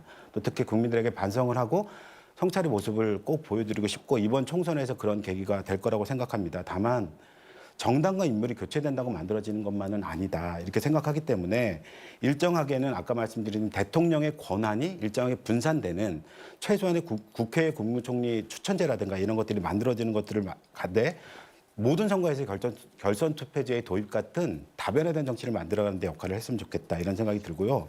특히나 대의민주주의 공간만이 아니라 정책 공간을 시민에게 연다는 측면에서 국민 투표, 국민 발언, 또 국민 소원과 같은 직접적인 국민들이 참여할 수 있는 정치제도를 도입을 통해서 대의민주주의 정치 체제가 보완되고 강화되는 그러니까 더욱더 역할을 할 수 있게 하는 그런 역할을 만들어가야 된다고 생각하고 있고 특히나 3인 이상의 정당을 만들겠다라고 하면 정당 설립이 이른바 허가제가 아니라 신고제 방식으로 전환됨으로써 다양한 형태의 정치 세력들이 등장해서 의견을 표출하고 만들어가는 것이 제도화되었으면 좋겠어요. 지역 정당의 허용이라든가 이런 것도 적극적으로 만들어가야 된다고 생각이 많이 들었습니다. 또 하나는 권력이 너무 중앙에 밀집되는 초집중 사회가 되고 있거든요. 그래서 지방 권력에게 일정하게 권력이 분산돼야 되는데 현재의 지방자치제 수준을 좀 넘어서는 재정과 교육과 자치에 일정하게 권한이 분산되는 형태의 고민이 더 적극적으로 표출되었으면 좋겠어요.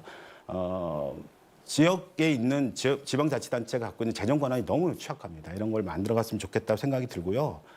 22대 국회는 이걸 위한 개헌을 만들어가는 그런 국회가 되었으면 좋겠다. 이런 의미에서 정의당은 개헌을 위한 정치연합을 적극적으로 20대 국회에 네, 자 그럼 계속해서 국민의힘 최영도 의원 주도권 토론 시작하시죠. 네, 우리 김정민 의장님께 고생 많이 하셨는데 김정민 의장님 저 혹시 그 위성지도 한반도 위성지도를 보신 적이 있습니까? 특히 야간 지도 최근에 앨런 머스크가 공개를 했고 이전에 럼스펠드 장관이 공개했죠. 뭘 느끼셨습니까? 캄캄한 북한, 대명천지 같은 대한민국. 정의당 정책위원장으로서 어떤 생각을 하셨습니까? 좀 더 빠른 방식으로 좀 더 속도감 있게 평화 공존체제가 잘 만들어지고 그런 걸 통해서 남북 간의 교류가 더욱더 활성화되고 경제적 교류와 뭐 인적인 교류와 이런 것들이 만들어지면서 더욱더 균등하게 발전해 나가는 그런 한반도 대한민국 또 이런 것들이 만들어지길 바라죠. 네. 네, 저도 똑같습니다. 그런데 제 이야기는 이렇습니다. 과거에는 북한이 우리 남한에게 전기를 공급했습니다. 북한이 6.25 직전에 전기를 끊어서 미군의 전기함이 부산에 그 전선을 끼워서 우리 대한민국에 전기를 공급한 적도 있습니다. 왜 이렇게 됐습니까?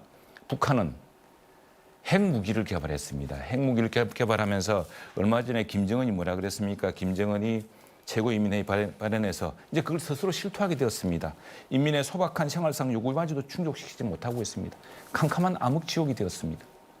대한민국은 핵무기를 포기하고 우리 차원에 바로 두산 에너빌리티 같은 한국중공과 지어서 세계 최고의 에너지, 탈탄소 에너지를 만들었습니다.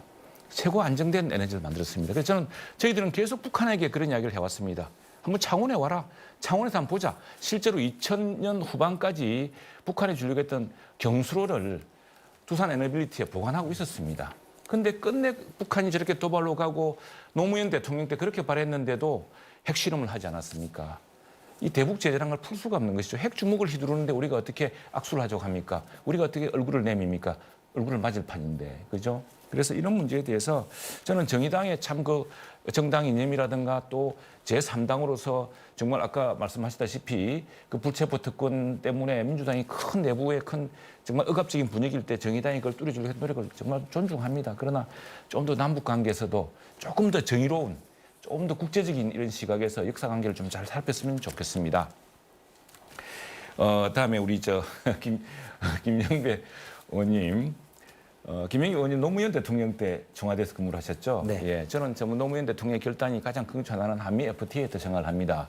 한미 FTA를 통해서 당시에 민주당 반대했죠. 그 당시에 우리 김영배 의원은 청와대에 계셨으니까 반대하지 않았겠죠. 그때 청와대 내부에서도 엄청난 논란이 있었습니다. 저도 사실 깜짝 놀랐었거든요. 대통령께서 한미 FTA를 꼭 해야 되겠다고 하셔서 청와대 참모들 내에서도 딱 반으로 나누어서 굉장한 논쟁을 했던 그때 기억이 어떤 있습니다. 편이었습니까? 저는 처음에는 얼떨떨해서 반대쪽에 있었는데요. 나중에는 대통령 말씀이 옳겠다라는 생각을 했었어요. 제 현명한 판단을 했습니다. 당시에 민주당이 전부 반대했습니다. 그래서 민주당에서 이걸 찬성하던 의원들을 무슨 송환용이라 부르고 임환용이라 부르고 이랬습니다. 심지어 환영식도 했습니다. 같은 당의 의원들을. 같은 당의 대통령을 철저하게 소외시켰습니다. 그런데 어떻습니까? 그 당시에 바로 국민의힘 전신인 한나라당이 뒷받침했습니다. 그래서 오늘날 우리 경제를 키웠고 트럼프 대통령, 전 대통령이 세상에 이렇게 불평등한 협상이 있을 수 있냐고 이야기할 그 위대한 한미 FTA를 단행시킨 겁니다. 그래서 저는 우리 민주당이 좀 국제 정서도, 국제 질서도 좀 이렇게 글로벌하게 봐줬으면 좋겠습니다. 그때 노무현 대통령이 담화문에 이렇게 하겠습니다. 세상에 많은 사람들이 반대하지만 나는 도대체 그 반대 논리를 잘 이해를 못하겠다. 우리가 개방해서 언제 친 적이 있느냐. 우리가 개방해서 강해져야 된다. 앞으로 중국하고도 이렇게 해야 되는데 지금 중국이 얼마나 대국 굴기 경제대국으로 성장하고 있습니까? 이 중국의 기술을 지금 우리가 따라잡지 못할 지경이 되었습니다. 그걸 하기 위해서 고 노무현 대통령과 우리 당의 전신인 한나라당이 바로 한미 FTA를 했던 것입니다. 했던 것이고 지금도 여러 통상 문제에서는 저희들이 민주당이 조금 더 폭넓은 시각으로 해. 근데 IRA 한다고 얼마나 그때 IRA 가지고 미국 IRA 법안에 우리 정부와 여당 심지어 막 현대자동차까지 막 괴롭히지 않았습니까? 그런데 지금 어떻습니까? 미국에서 현대자동차 너무 잘 팔리고 있습니다. 우리가 정부가 협상을 했고 또 우리 한미 FTA라는 걸 통해서 그걸 했습니다. 지금 중국과의 교역 관계는 정말 우리 경제가 어떤 상황에 처해진을 보여주는 굉장히 중요한 시금석이라 생각합니다. 이것은 우리가 중국에 대해서 홀대고 우리는 중국이 대국이고 우리가 설린 관계를 유지해야 되는데 어떻게 중국한테 그렇게 하겠습니까? 항상 중국하고 잘하려고 했습니다. 그러나 중국은 때때로 우리 국가 이익이 걸린 근데 우리 안보 이익이 걸린 문제, 중국이 북핵 지금 무장 강화, 핵미사일 발사로 우리 대한민국의 안보를 위협하는데 중국이 한번 도와준 적이 있습니까? 이런 문제에 대해서는 우리가 중국에 당당하게 이야기할 수밖에 없다고 생각합니다. 네, 최영도 의원님. 네, 그래서 네. 예, 주도권 시간 남아 있습니다. 남아 있습니까? 네, 그렇습니다. 그래서 저는 이 문제를 어떤 일도 양단으로 누구는 전쟁이고 누구는 평화고 이건 사실 북한의 술책에 놀아나는 것이라고 생각합니다. 그렇게 의도하지는 않았겠지만은 우리가 민주당 정부 또 우리 국민의힘 정부 앞서 이제 한나라당, 새누리당 정부를 겪으면서 보지 않았습니까? 자, 다시 정의당 우리 김종인 의장님께 발언 시간 드릴 게 하나도 없으니까. 자, 1.1 사태 아십니까? 1.1 사태? 랭군 사태 아시죠? 칼기 폭파 아시죠? 이거 누구 짓입니까? 누구의 소행입니까? 지금까지 북에서 한 일로 지금 밝혀지고 있죠. 네, 밝혀지고 있죠. 그렇게 믿고 계시죠? 네. 예, 그렇습니다. 그런데 당시에 연속적 폭력에도 불구하고 우리 정부 심지어 앞서 그 박정희, 전두환, 노태우 정부 또 우리 정부도 마찬가지입니다. 압박은 압박대로 하고 또 이 문제는 이 문제대로 전쟁 방지 노력도 다 하고 전쟁 억지 높여 나가면서 또 압박도 하면서 남북 대화를 했습니다. 해왔는데 지금 김정은 체제가 매우 희한한 체제가 되어서 우리가 노력을 다 하고 있으면 어렵습니다. 김주희라는 지금 10살 됐습니까? 10몇 살 된 이 사람을 왜 자꾸 등장시킨다고 생각하십니까? 김 의장님은? 그러니까 제가 생각하기에는 지금 현재 윤석열 정부가 생각하고 있는 거는 너무 말하자면 천편일률적이라는 말씀을 드린 거예요. 아까 말씀드렸지만 압박도 하지만 평화적 노력을 아까 말씀하셨듯이 역사적으로 모든 정권은 평화적 노력을 30초 네, 알겠습니다. 답변권을 보장하셔야 예. 됩니다. 그러니까 북에 대해서 압박도 하는 방식을 취하지만 한축으로는 평화적 노력을 아끼지 않는다는 거죠. 그런 것들을 안 하고 일변도를 갖기 때문에 이 문제에 대해서 조금 더 진지하고 성찰적 태도를 취해달라 우리 이렇게 김종인 말씀드리는 대장님 겁니다. 확실히 그렇지 않다고 말씀드리겠습니다. 저희들 노력을 다 하고 있습니다. 그러나 지금 핵미사일이 날아오고 우리가 갑자기 비상사이렌이 울리는 그런 시대에 살고 있는데 지금 그 시기에 자꾸 우물가에서 숭늉 찾는 이런 일을 할 수 없지 않습니까? 이때는 우리가 분명하게 북한으로 하여금 단념하도록 그렇게 하지 마라. 우리 대한민국이 정의당과 민주당이 똘똘 뭉쳐서 대응할 것이다. 라는 걸 보여주는 게 더 중요한 것 같습니다. 네, 예. 최영도 의원님. 아, 아직도 계속합니까? 2분 20초가량 남아 있습니다. 제가 아까 조금 답변 드려도 될까요? 3초 드리겠습니다. 아까 고 노무현 대통령님 말씀 주시면서 국익 위주로 외교, 안보 정책은 초당적으로 협력해야 되지 않느냐. 저는 매우 중요한 말씀이고 전적으로 동의합니다. 그렇기 때문에 오히려 좀 이렇게 저희들하고 대화를 해달라고 말씀을 드리는 거예요.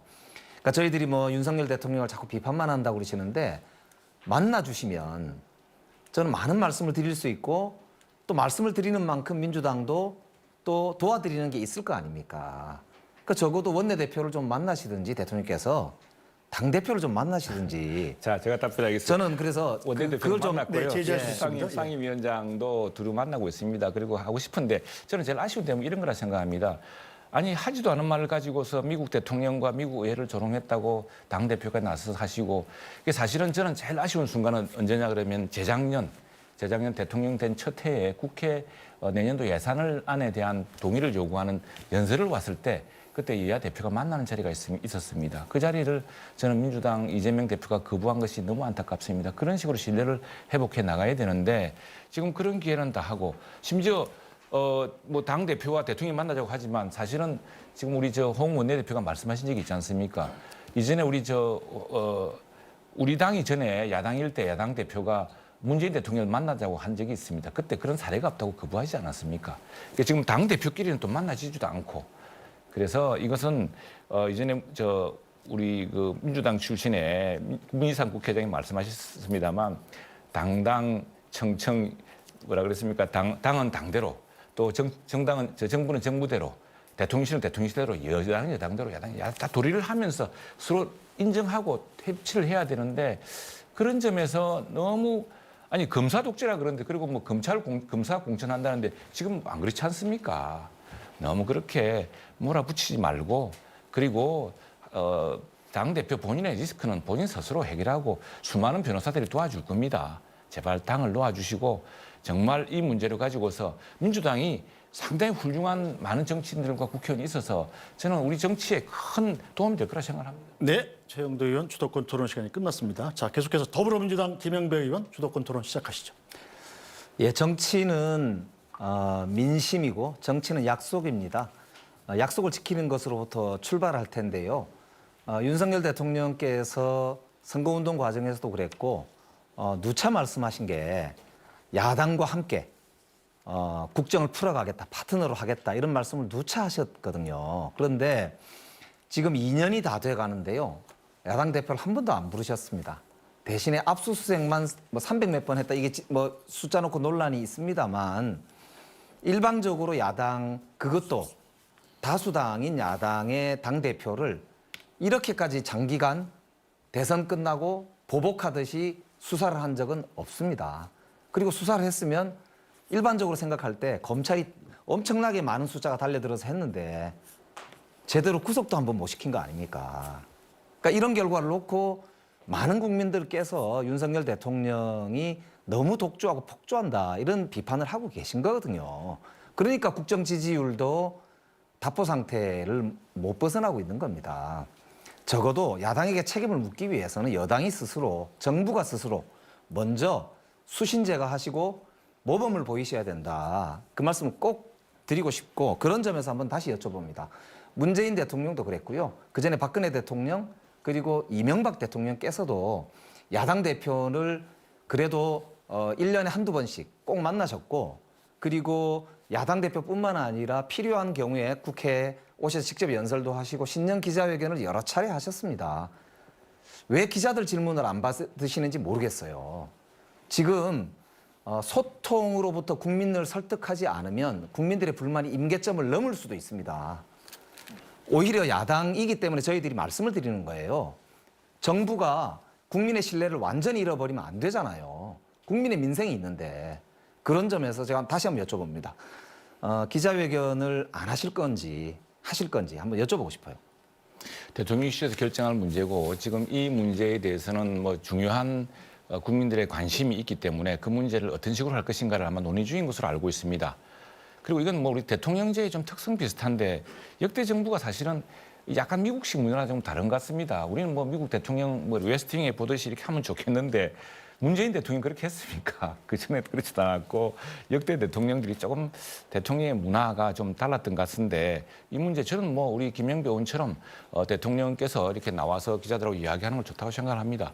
그리고 또 도어 스태핑이라고 출근하면서 얼마나 대화하지 않았습니까? 그런데 참 유감스러운 사태가 생기고 우리 또 참 그것도 조금 이렇게 너무 적대적으로 우리가 그 당시에 함이 다 나타나 있기 때문에 그 보고서 야 이거 이렇게 해서 오히려 대통령과 언론이 일부 기자죠. 일부 기자 간의 그런 험한 모습만 보이는 것이 옳지 않다 해서 지금 안 했던 것인데 그러니까 지금 그런 이제 문제는 네. 잘 예. 제지하셔도 됩니다. 네, 네. 고민은 이해합니다. 대통령제 하에서 대통령이 가지는 무게가 있기 때문에 이렇게 함부로 하기 어렵다 뭐 이렇게 하실 수 있는데요. 근데 2년 동안 기자회견 한 번 없다는 것은 처음에 좀 하시고 그 뒤로는 없지 않습니까? 이거 좀 심하잖아요. 특히 본인과 본인 가족에 대한 의혹이 너무 국민들한테 많이 제기되고 있고 또 해명해야 될 뭐 명품 백이다 이런 이야기들도 있잖아요.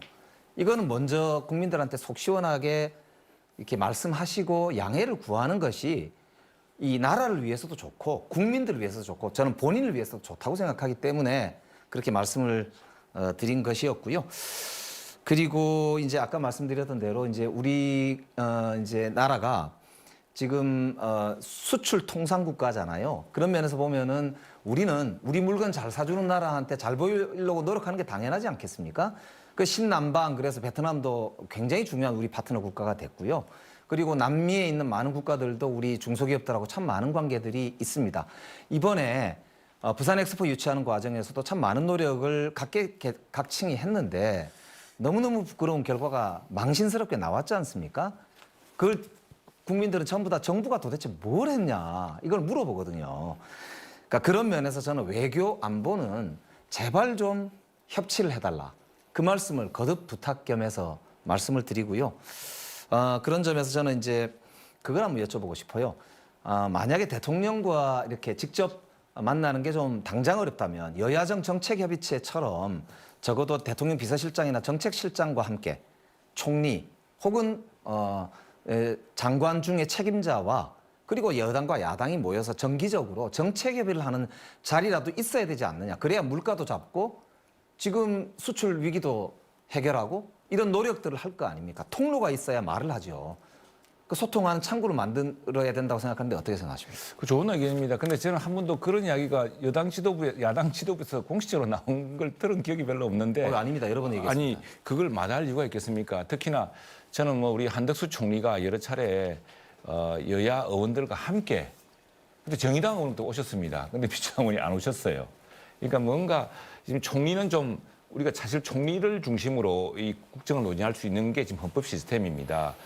왜냐하면 총리도 뽑을 때 국회 동의 없이 못 뽑게 돼 있었고 국회가 표결을 통해 뽑지 않습니까? 근데 총리와 같이 협의하고 또 정부와 협의하는 시스템을 저 총리실에서 국무총리가 여러 차례 그런 대화 내역을 많이 제의했습니다. 그런데 좋습니다. 예, 그렇게 이제 노력해 나가기도 하고요. 하여튼 정말 좀 말씀대로 좀 됐으면 좋겠습니다. 그렇게 하겠습니다. 우리 김종민 의장님께 한번 여쭤보고 싶은데요. 아까 말씀하신 대로 이제 제왕적 대통령제가 그 수명을 다했다. 그래서 대통령 한 명 잘못 뽑으면은 까딱 잘못하면 나라가 누란의 위기로 빠질 수도 있다. 옛날에 왕이 잘못되면은 나라가 큰일 나는 것처럼 그런 시스템이 좀 고쳐져야 된다 이렇게 말씀하셨는데 저도 전적으로 동의를 합니다. 지금 미국식 대통령제와 우리나라 대통령제가 너무 다르거든요. 미국식 대통령제에는 국회의원이 장관들의 입각을 못 하잖아요. 그다음에 법안 발의권도 국회에만 있지 정부는 없습니다. 우리나라는 대부분의 중요 법안이 다 정부 입법입니다. 예산권도 국회가 더 세지 정부보다는 오히려 예산권이 국회에 더 강하다고 할 정도입니다. 감사원도 국회 밑에 있습니다, 미국은. 그러니까 우리나라는 이 모든 것을 사실 87년 체제 하에서 대통령을 내 손으로 뽑으면서 국민들이 거기다가 권력을 몰아줬거든요. 이제는 재벌 총수 리스크가 있을 때 재벌이 휘청휘청 했던 것처럼 이제는 좀 시스템을 바꿔야 된다고 생각하거든요. 근데 그중에 개헌이라는 게 다 개헌 이슈입니다. 한꺼번에 할 수가 없으니까 좀 미니멀, 그러니까 최소 개헌을 하자. 그래서 예를 들면 아까 얘기했던 대로 결선 투표제부터 시작해서 총리 추천제, 그다음에 아까 불체포 특권 뭐 한동훈 위원장이 거창하게 얘기하신 것 같지만 그게 개헌 이슈거든요. 그러니까 이런 몇 가지들에 대해서 국민 동의를 얻어서 최소 개헌을 지방선거 때 한꺼번에 하면 어떠냐 이런 의견이 있는데 거기에 어떻게 생각하십니까? 네, 그러니까 저희도 분권형 대통령제를 추진하고 그걸 위해서는 국회가 총리를 추천하거나 또는 국회가 총리를 선출하여 추천하거나 이런 두 가지 방법이 있으라고 보여지는데 이런 거.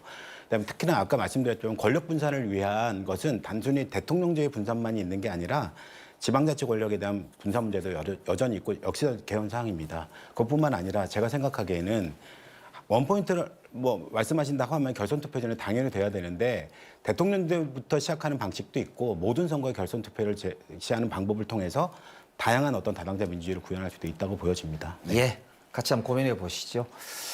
최영도 의원님께 예. 질문 드릴게요. 한동훈 비대위원장께서 아까 제가 말씀드렸던 대로 등장하면서 여의도 정치권에 대한 뭐 많은 비판을 쏟아내셨어요. 그리고는 본인이 새로운 정치를 하시겠다는 그런 여러 가지 약속을 하셨는데 그런데 지금 위성정당을 창당하는 놀라운 여의도 적응력을 보이고 계세요. 위성정당 창당은 누가 봐도 꼼수 아닙니까? 근데 국민의힘이 지금 위성정당을 먼저 창당하겠다고 지금 나섰어요. 한동훈 비대위원장이 말씀하시는 새로운 정치와 이렇게 꼼수 정치를 버젓이하는 이런 행태는 정면으로 반대 아닙니까?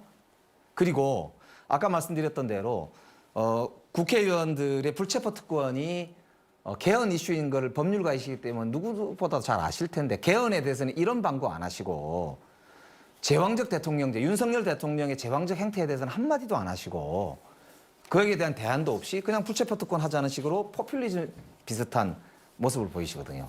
그리고 국회 의석을 줄이자. 줄일 수도 있지요. 그럼 검찰 특권부터 줄여야 되는 거 아닙니까? 네, 답변 시간 30초 보장하셔야 됩니다. 그래서 이 비판에 대해서 어떻게 생각하시는지 좀 한번 여쭤보고 싶어요. 네, 국회 한동훈 비대위원장의 의견만이 아닙니다. 우리 국민들이 국회를 얼마나 불신합니까? 왜 똑같이 죄를 지었으면 재판을 받아야 되는데 국회의원은 재판을 기소되지 않으려고 저렇게 피하려고 하느냐? 당당히 하면 되는데 이렇게들 국민들이 묻고 있습니다. 그래서 이런 국회들을 못 믿겠다. 국회 신뢰가 필요 없다고 생각하는 사람들, 신뢰할 수 없다는 사람들이 80%를 넘어서고 있는 겁니다. 근데 불체포 특권은 이제 헌법상 위반입니다. 그렇기 때문에 우리는 자, 이것으로 주도권 토론 시간도 모두 끝났습니다. 자, 이제 마무리할 시간이 다 돼갑니다. 오늘 정책 토론회에서 못다한 말씀이나 강조하고 싶은 점 있으실 텐데요. 마무리 발언 기회를 드리겠습니다. 자, 발언 시간은 1분씩입니다. 먼저 국민의힘 최영도 의원 말씀하시죠. 네, 국민 여러분, 정말 정치가 국민을 실망시키고 정치가 나라를 튼튼하게 만들고 민생을 두텁게 해야 되는데 또 갈등과 분열을 치유해야 되는데 더 악화시키고 있습니다. 이걸 해소하기 위해서는 이번 4월 국회의원 총선이 매우 중요합니다. 보시지 않았습니까? 지난 21대 총선에서 국민들은 민주당에게 가만히 못 되는 정도의 득표율만 줬을 뿐인데 180에 가까운 의석으로 마치 절대 반지를 낀 것처럼 폭주를 하고 국민의 뜻을 거슬렀습니다. 40몇 %를 얻은 국민의힘은 소수당이기 때문에 아무것도 할 수가 없었습니다. 이제 국민들께서 균형을 잡아주셔야 됩니다.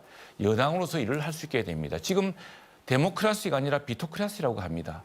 야당의 힘이 너무 강해서 또 제왕적 당대표 그렇게 분건분건 좋아하면서 왜 야당의 당대표는 그렇게 힘이 막강합니까? 이 제왕적 당대표의 사법 리스크를 방어하기 위해서 국회가 동원되는 이런 사태를 막아주셔야 됩니다. 그렇게 해야 국가 안보도 튼튼해지고 경제도 더욱 발전합니다. 네, 자 계속해서 더불어민주당 김영배 의원 말씀하시죠. 존경하는 국민 여러분, 힘드시죠? 그리고 속상하시죠? 저도 그렇습니다. 그리고 너무 죄송합니다. 정치가 자기 책임을 다하지 못하고 싸움박질만 하느냐 이렇게 생각하고 계실 겁니다. 그러나 역시 민주주의는 또 정치로부터 시작한다고 생각합니다. 이제 국민들 뜻을 모아야 할 때입니다. 우리가 3대 위기를 겪고 있습니다. 민주주의의 위기, 민생의 위기, 한반도 평화의 위기입니다. 절체절명의 위기에 처해 있다고 생각합니다. 이제 저희들 민주당도 부족한 게 많고 메꿔야 될 것도 많습니다. 노력하겠습니다. 그러나 국민 여러분, 민주주의를 지켜온 건 역시 민주당입니다. 그리고 이제 나라의 미래를 걱정하는 국민들과 함께 저희들도 고민하겠습니다. 함께 해주십시오. 저희들도 거듭나겠습니다. 정치와 민주주의 그리고 민생을 지키기 위해 한반도 평화를 지키기 위해 최선을 다하겠다는 말씀 올립니다. 거듭 국민들께 약속드린 것은 실천하겠습니다. 네, 자 계속해서 정의당 김종민 정책위의장 말씀하시죠. 네, 사회 위기가 거듭되면 시민의 삶은 절망적일 수밖에 없습니다. 근데 이 문제를 해결해드릴 정치가 정치적 절망 상태에 있습니다. 시민들의 삶을 지키고 정치를 바꾸겠다고 탄생한 정의당이 가장 큰 책임을 가지고 있다고 저는 생각합니다. 정의당이 이 책임을 지는 첫 번째 시작은 작은 기득권이라도 내려놓는 녹색당과의 선거연합 정당을 만든 것입니다. 기후위기 시대에 걸맞는 녹색당 국회의원 한 명은 꼭 있어야 되지 않을까요? 위성정당 논란 속에서 선거제 개혁을 그래도 지키겠다고 다소 손해보더라도 그 원칙은 지켜나가겠다고 한 정당은 정의당이 유일했습니다. 이런 원칙을 지키는 그런 정당 하나는 필요하지 않을까요? 특히나 사회적 약자가 계속 양산되고 정치에서 지워진 사람들이 거듭될수록 정의당 같은 이런 정당이 더욱더 필요하지 않을까요? 정의당은 다 바꿔내겠습니다. 거듭나겠습니다. 고맙습니다. 네, 이렇게 해서 세 분의 마무리 발언까지 모두 들었습니다. 이 정치 분야를 주제로 한 오늘 정책 토론회 어떻게 보셨습니까? 모쪼록 오늘 토론회를 바탕으로 우리 정치권이 대화와 타협을 통한 상생의 정치로 나아가고 굳건한 안보와 국익을 우선하는 외교 정책들을 펼칠 수 있기를 바랍니다. 오늘 열띤 토론을 벌여주신 세 분 수고 많으셨고요. 함께해 주신 시청자 여러분께도 감사드립니다. 오는 4월 10일 제22대 국회의원 선거를 앞두고 중앙선거방송 토론위원회가 주관하는 두 번째 정책 토론회는 사회 분야를 주제로 다음 달 22일 목요일 오전 10시부터 생방송될 예정입니다. 시청자 여러분의 많은 관심과 시청 부탁드리면서 오늘 토론 여기서 모두 마칩니다. 고맙습니다.